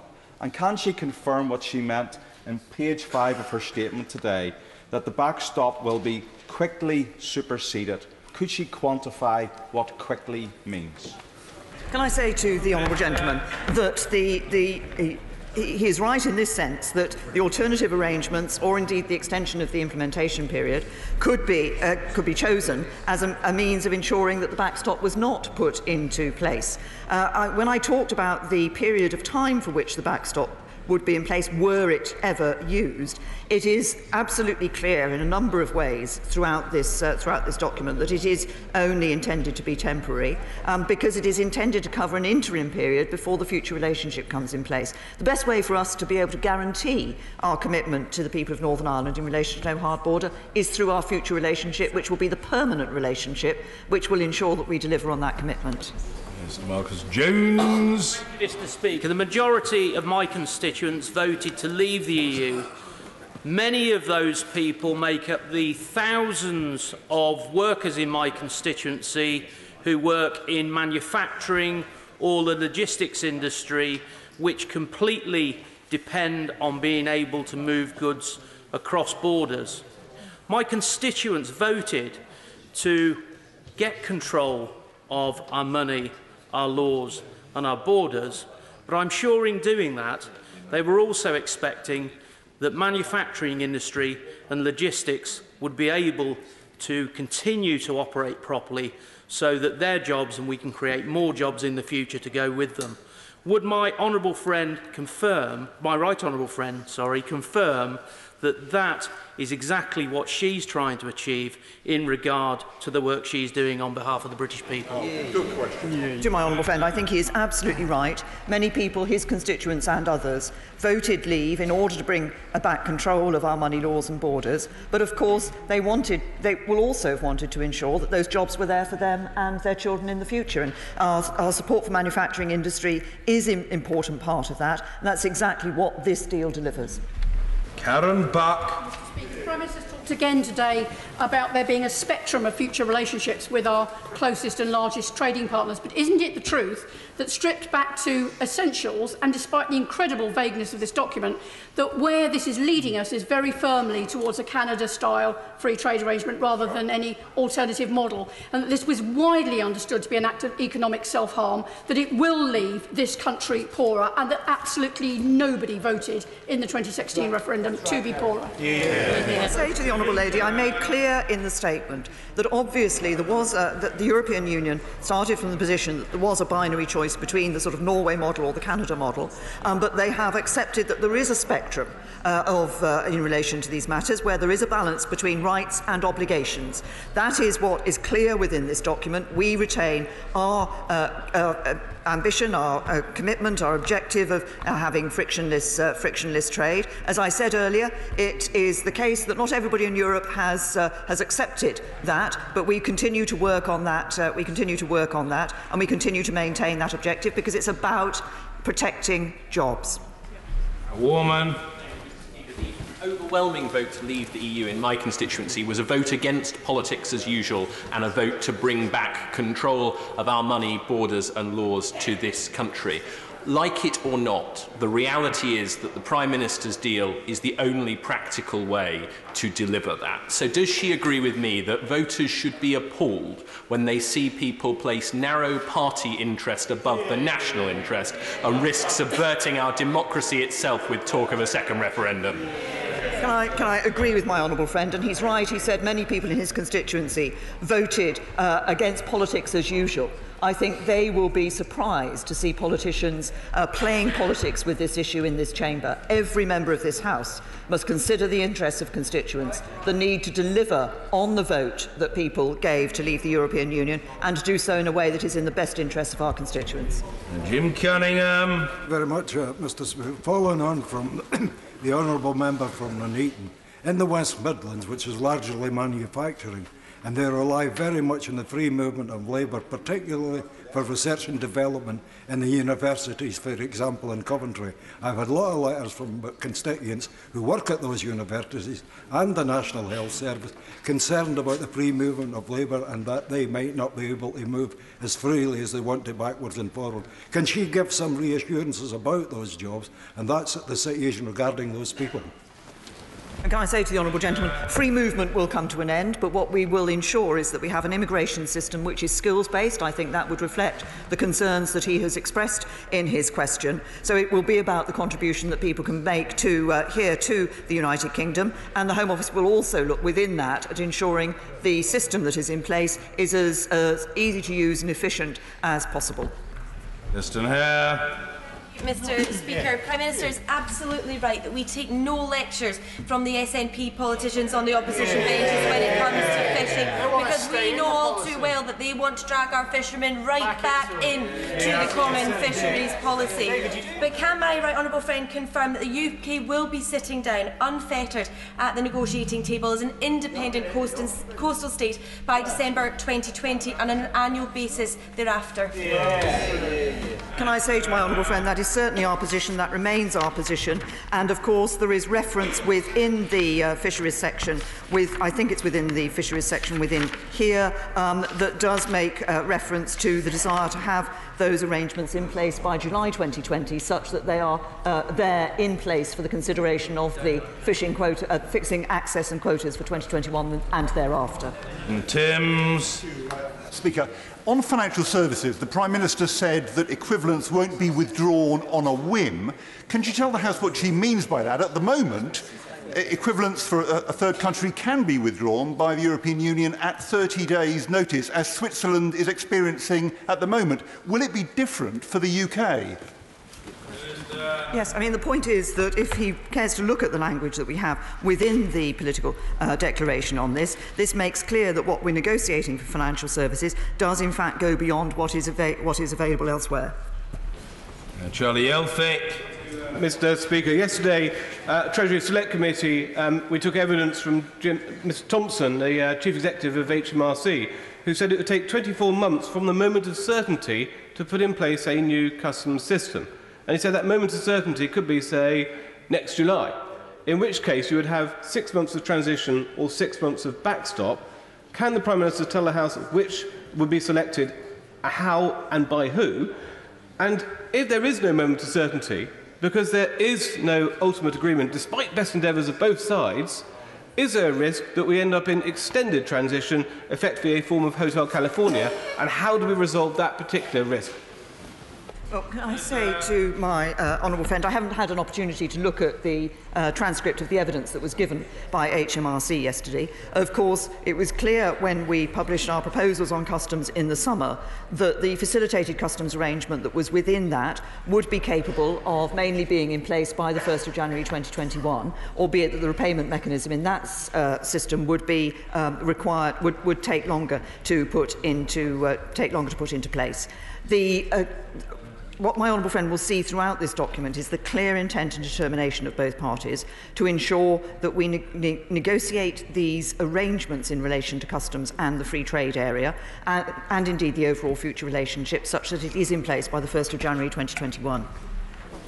Nick Smith. Mr. Speaker, we want a permanent customs union to support jobs in the UK. Now, in paragraph 23 on tariffs, which is in today's document, it commits to, and I quote, build and improve on the single customs territory. How will the government do that?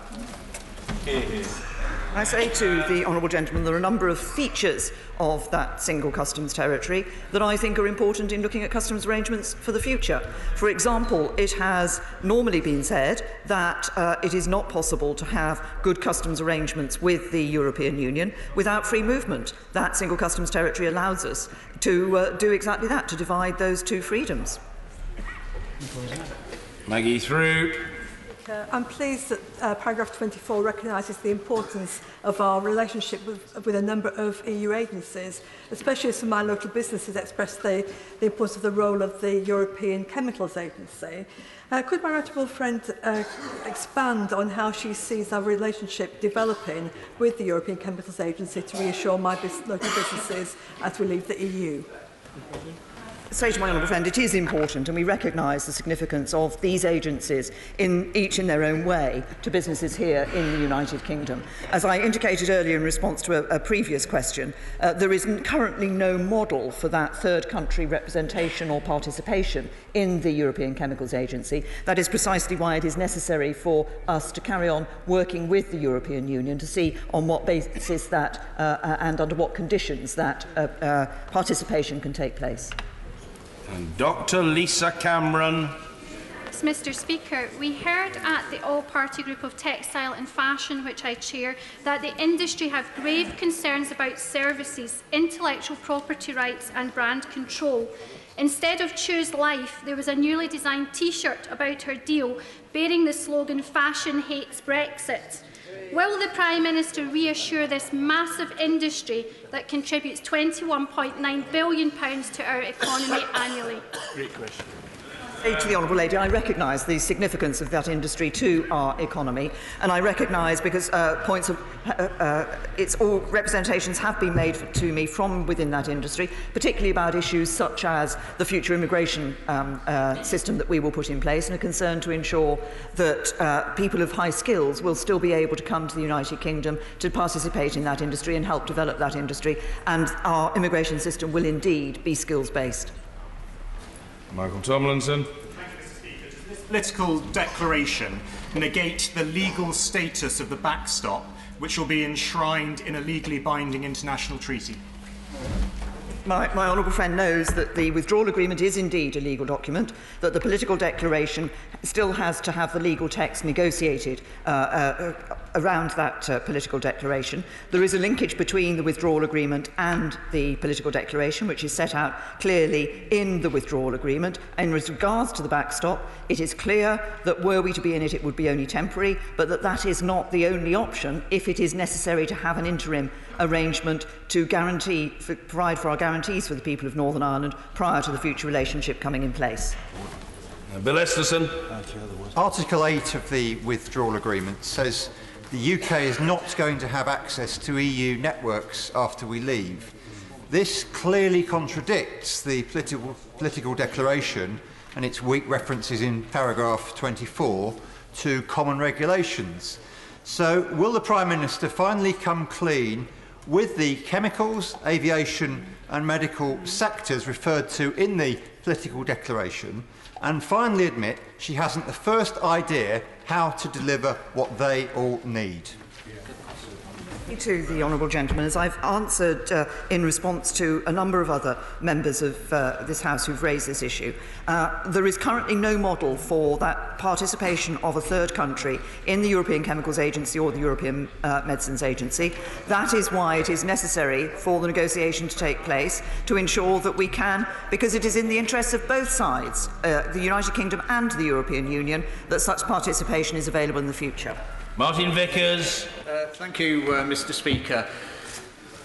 The Prime Minister has repeated today yet again that we will be leaving on the 29th of March. He has also repeated frequently that no deal is better than a bad deal. The 70% of my constituents who voted to leave are even more determined that they want that to happen. Can she give them an assurance that in the event that the agreement was rejected by the House, the government would hold fast and ensure that we did indeed still leave on the 29th of March?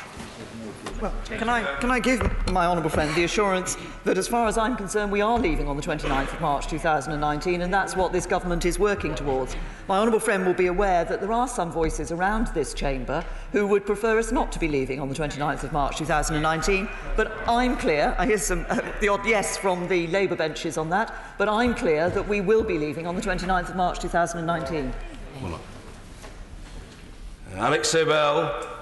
Thank you, Mr. Speaker. The Prime Minister said in her statement, the EU said the choice was binary, Norway or Canada. The political declaration concedes there is a spectrum. I'd like to hear what the Prime Minister's spectrum is. Surely, considering the range of views across the House, that spectrum should be to keep all the options open. Otherwise, this political declaration has already passed its sell-by date. Prime Minister.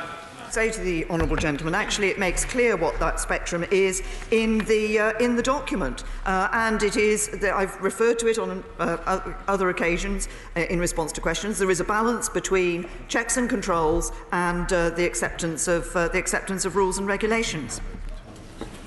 James Cleverly. Sir, honourable and gallant members on both sides of the House will be familiar with the term mission command, and they will also be familiar with the importance of regularly restating the mission. So will my right honourable friend for the House today restate that any government led by her will have as its mission the fact that we will take back control of our money, our borders, our laws, our trade policy. We will honour the result of the referendum, and we will do so without putting our economic growth in jeopardy or the integrity of this United Kingdom. I'm very happy to give my honourable friend the commitment that that is absolutely our mission. Martin Whitfield. Mr. Speaker, breaking up is clearly quite hard to do, but at least the Right Honourable Prime Minister has a sum in mind to pay over. But what about our pan-European families, where there is a break-up there and the stress of that situation, where we have children who are trying to seek access to parents, where we have lone parents trying to get assets and payments for their children? Is it really only to explore options confirmed in paragraph 58 for judicial cooperation, matrimonial and parental responsibility? Is that genuinely as far as we can go to make that helpful for families? No, what we want to do is ensure that when we have the legal text in place, that we are able to see the cooperation, which I recognise is of a matter of concern to the families that the honourable gentleman has referred to, and is a matter that has been raised by the legal sector. Dr. Caroline Johnson. Thank you, Mr. Speaker. Lincolnshire has a proud military heritage. A number of my constituents have contacted me with their concerns about news reports of the European Army. Can my right honourable friend reassure me and them that nothing in this withdrawal agreement will require our British forces to join a European army?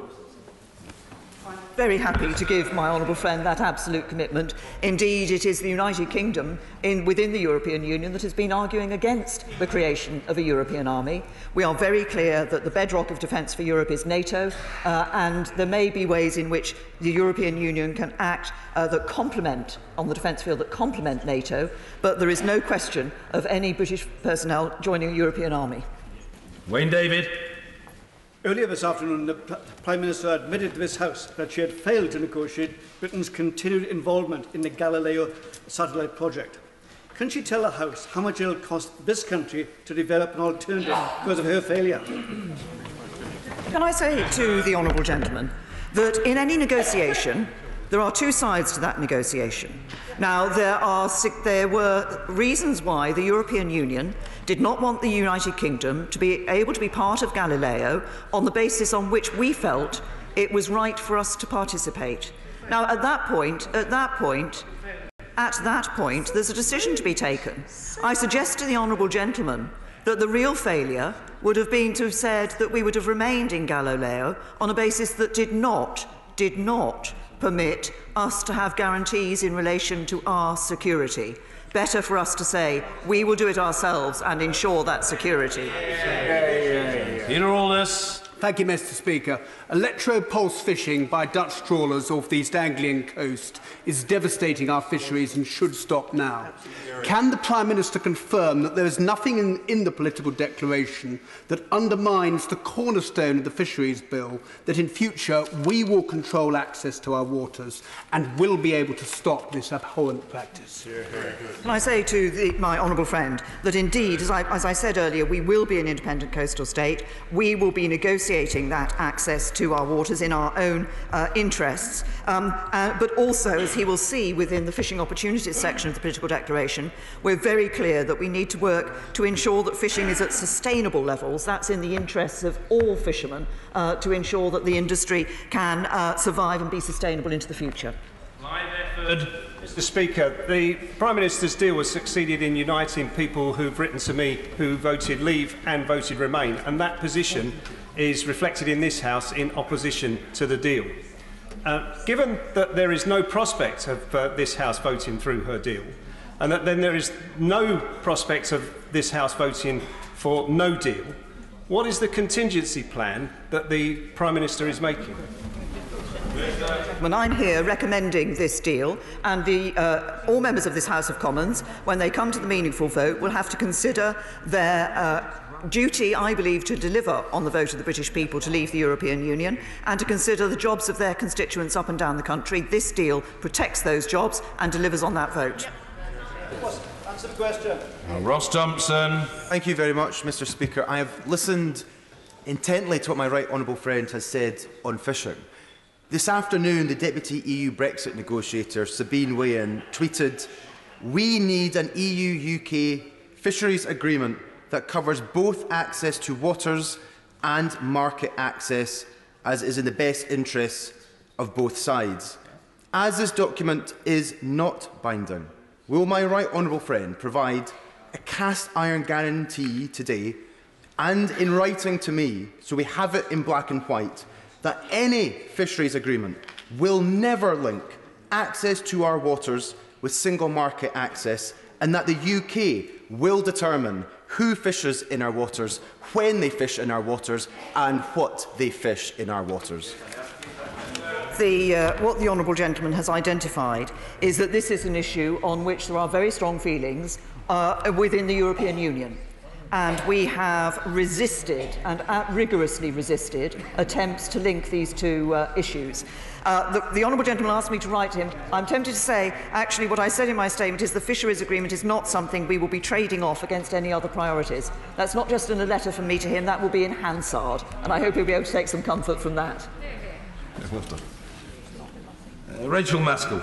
Thank you, Mr. Speaker. 200 of my constituents will lose their jobs. People who are highly skilled, who regulate chemicals for the agricultural sector, if this deal goes through. Why should they back her?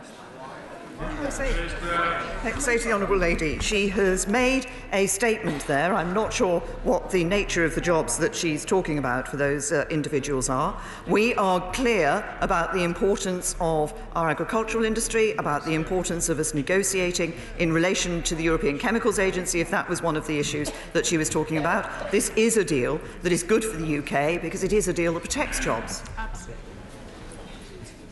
Mr. William Ragg. Mr. Speaker, while commending my right honourable friend for her extraordinary energies, given the whole basis of this declaration is trust, does my right honourable friend trust the European Union, and how ultimately will they be held to their side of the bargain? We have negotiated in good faith, and as regards holding people to their side of the bargain, my honourable friend will see that there is action that can be taken in relation to taking legal measures that can be taken were it the case that we believe the European Union was no longer acting in good faith. And Mr. Douglas Chapman. I'm looking at a statement from Scottish Tories which said, let me make it absolutely clear, as we leave the EU, we need complete control over UK fishing, #non-negotiable. In a reply to the BBC, one of the honourable members was asked if the final deal would actually affect how they might vote in the meaningful vote, and he said yes, it would. That would be very important. Could I ask the Prime Minister, how is she going to explain to the whole Scottish backstab to the Scottish Tories, because the deal is not about complete control, is it, Prime Minister? I say to the honourable gentleman, I suggest that he reads the Hansard to see the references that I made to fishing and the commitments that this government made to the fishing industry. Andrew Percy. Thank you, Mr. Speaker. My question won't live up to the build-up. 7 out of 10 of my constituents, young and old, voted to leave the European Union, and 2 things are very clear from talking to my constituents this weekend. Firstly, they're sick of Remainers telling them they didn't know what they voted for, and they're also tired of some Brexiteers telling them what it is they will accept as our exit from the European Union. So can I encourage her to press on as she is doing so? Secondly, though, and more importantly perhaps for where this House seems to be heading, is that they are sick and tired of hearing people talk of a second referendum. This was not talked about by either the Remain or Leave side in the referendum campaign. It would amount to a betrayal of that vote in 2016. It would be an establishment stitch-up that might please some in the metropolitan elite and their wealthy overseas backers, but it would be a gross act against democracy. So can my honourable friend assure this House that this government will put forward no legislation for a second referendum in any way? I'm very happy to give my honourable friend that commitment, and he's absolutely right. That's why as I've said before, I think any second referendum would not be a people's vote, it would be a politician's vote. Dr. Rupert Hart. Thank you, Mr. Speaker. There's a strange sense of déjà vu and, in fact, anticlimax in this document after over 2 years. The words "shall be decided" occur 127 times. And in paragraph 147 at the end, it states that there will be a high-level conference convened at least every 6 months, with no guarantees of anything. That is a possible Brexiternity. So I wanted to ask the Prime Minister, what date and time will it be that these negotiations ever end? And both with this and with last week's so-called deal, can't she just admit that she is flogging a dead horse? I've made clear before, we will be working to ensure that the future relationship can be in place on the 1st of January 2021. Neil O'Brien. Thank you, Mr. Speaker. I spent 8 years of my life campaigning against European integration and for a referendum. And I never thought that the day would come when I'd be holding in my hands a negotiated, detailed plan of the British government to leave the European Union. It is a huge achievement. As I decide what I think about this deal, I think about 3 things, Prime Minister. Firstly, I think about your incredible success in breaking the European Union's red lines and in securing tariff-free access to the European Union's internal market without paying in £10 billion every year and without having to give up control over immigration. That is a huge thing that the European Union have moved on, and we should recognise that. The second thing I think about is the fact that every single business group is backing this deal. and the Marxist Shadow Chancellor is against it. And the third and final thing I think about is that I've listened all afternoon to people again and again saying that they are going to try and stop Brexit. Does the Prime Minister agree with me that if the people who want to stop Brexit are successful, then a large number of people in this country will feel that our democracy has been profoundly undermined? Can I say to my honourable friend, I absolutely agree with what he has just said. I think if this House were to stop Brexit, the British people would feel it was a gross betrayal of the trust that we had showed in them and they had shown in us. I believe it's a matter of our integrity as politicians that we deliver on the vote that we gave to the British people and that they told us to leave, in no uncertain terms, leave the European Union. Dan Carden. Mr. Speaker, the withdrawal agreement worsens the situation for the UK in terms of EU state aid, leaving the UK legally bound by European Commission decision. Currently, the European Commission waves through state aid cases case by case, but that won't be the case for the UK, with our economy and major industries permanently disadvantaged. And at the same time, workers' rights and environmental protections seem to not have any of the same type of protections. Was this negotiated by the Prime Minister, or was this at the behest of the EU? Honourable gentlemen, we have made clear on a number of occasions, and the proposals that we have put forward are very clear about non-regression in relation to workers' rights. We already, in some areas, have higher standards on workers' rights than other countries in the European Union, and we have, as a government, been working to enhance workers' rights in a number of ways, not least in our response to the Matthew Taylor report, and it was this government that banned exclusivity clauses in zero-hours contracts, a matter which the Labour Party spoke about for many years but failed to do anything about. Vicky Foxcroft. Thank you, Mr. Speaker. EU citizens currently make up 17% of UK academic staff, and many universities are concerned by the government's plans to roll out Tier 2 visas to EU citizens after Brexit. This means an average 3-month delay between job offer and job take-up. Universities tell me this will have a detrimental impact on their ability to continue to compete on the world stage. So what does the Prime Minister say to our universities, such as Goldsmiths in my constituency, about her plans to retain their global competitiveness? Refer the honourable lady to the answer I gave to her honourable friend, the member for Coventry South. Alan Brown. Thank you, Mr. Speaker. When it comes to transport, the previous Brexit Secretary admitted he didn't understand the criticality of Dover. And shamefully, it took from June 2016 until just last month before the Transport Secretary bothered to go and visit the Port of Dover. And after 2 years, the Transport Secretary promising an aviation agreement, he now admits talks haven't even begun. Does this not prove, firstly, that there's no plans in place for a no-deal, and also that this absolute ineptitude means there's no way this Prime Minister would be able to negotiate proper agreements in the implementation period? Plans in place for no deal, and the government is continuing to work on those. And Darren Jones. Thank you, Mr. Speaker. There is something in this document that gives me hope. At paragraph 125, the British...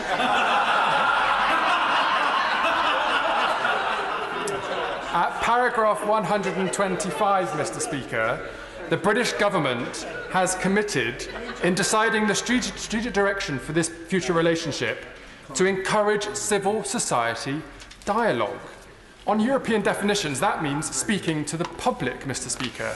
Now, if the Prime Minister won't commit to a general election or a people's vote, how will she seek to take the views of the British people on this proposal? And if she doesn't, does it not show that the words on this paper are worthless?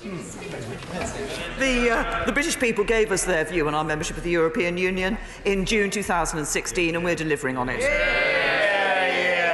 Marsha de Cordova. Thank you, Mr. Speaker. For all the Prime Minister's bluster, this political declaration underlines that 18 months of shambolic negotiations has produced embarrassingly little. Parliament looks set to be asked to vote and agree to a blind Brexit and to a deal that, despite what the Prime Minister claims, does not protect jobs, does not protect rights or the economy. So when will she Wake up to the realities that any deal she brings to this House does not command the support of this House and will leave this country poorer. Can I say this is the right deal for the United Kingdom? It delivers on the vote and it does so by protecting jobs, livelihoods, security and our union. Mr Kevin Brennan.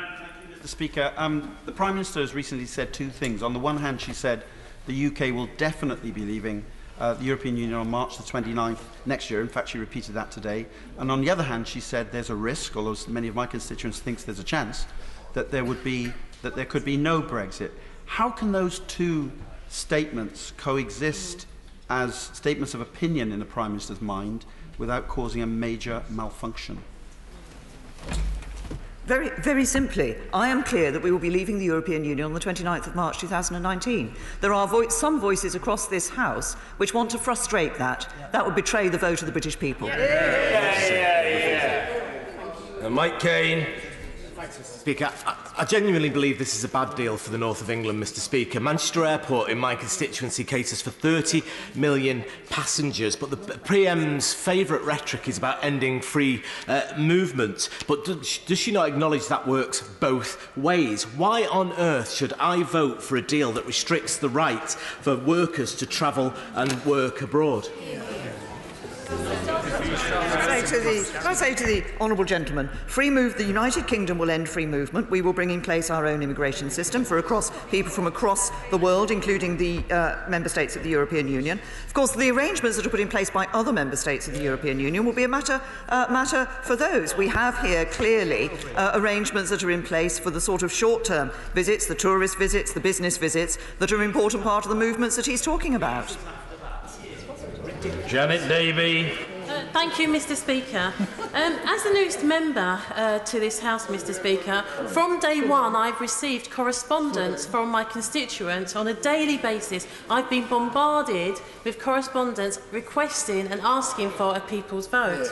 The Prime Minister states that this is a good deal for the UK, and she's continually said this, not that it's the best deal or it's a brilliant deal, but it's a good deal for the UK. If she is confident enough with this negotiation, there is no reason why she would not go for a people's vote. Can I say to the Honourable Lady, I refer to the answer I gave earlier. Thank you, Mr Speaker.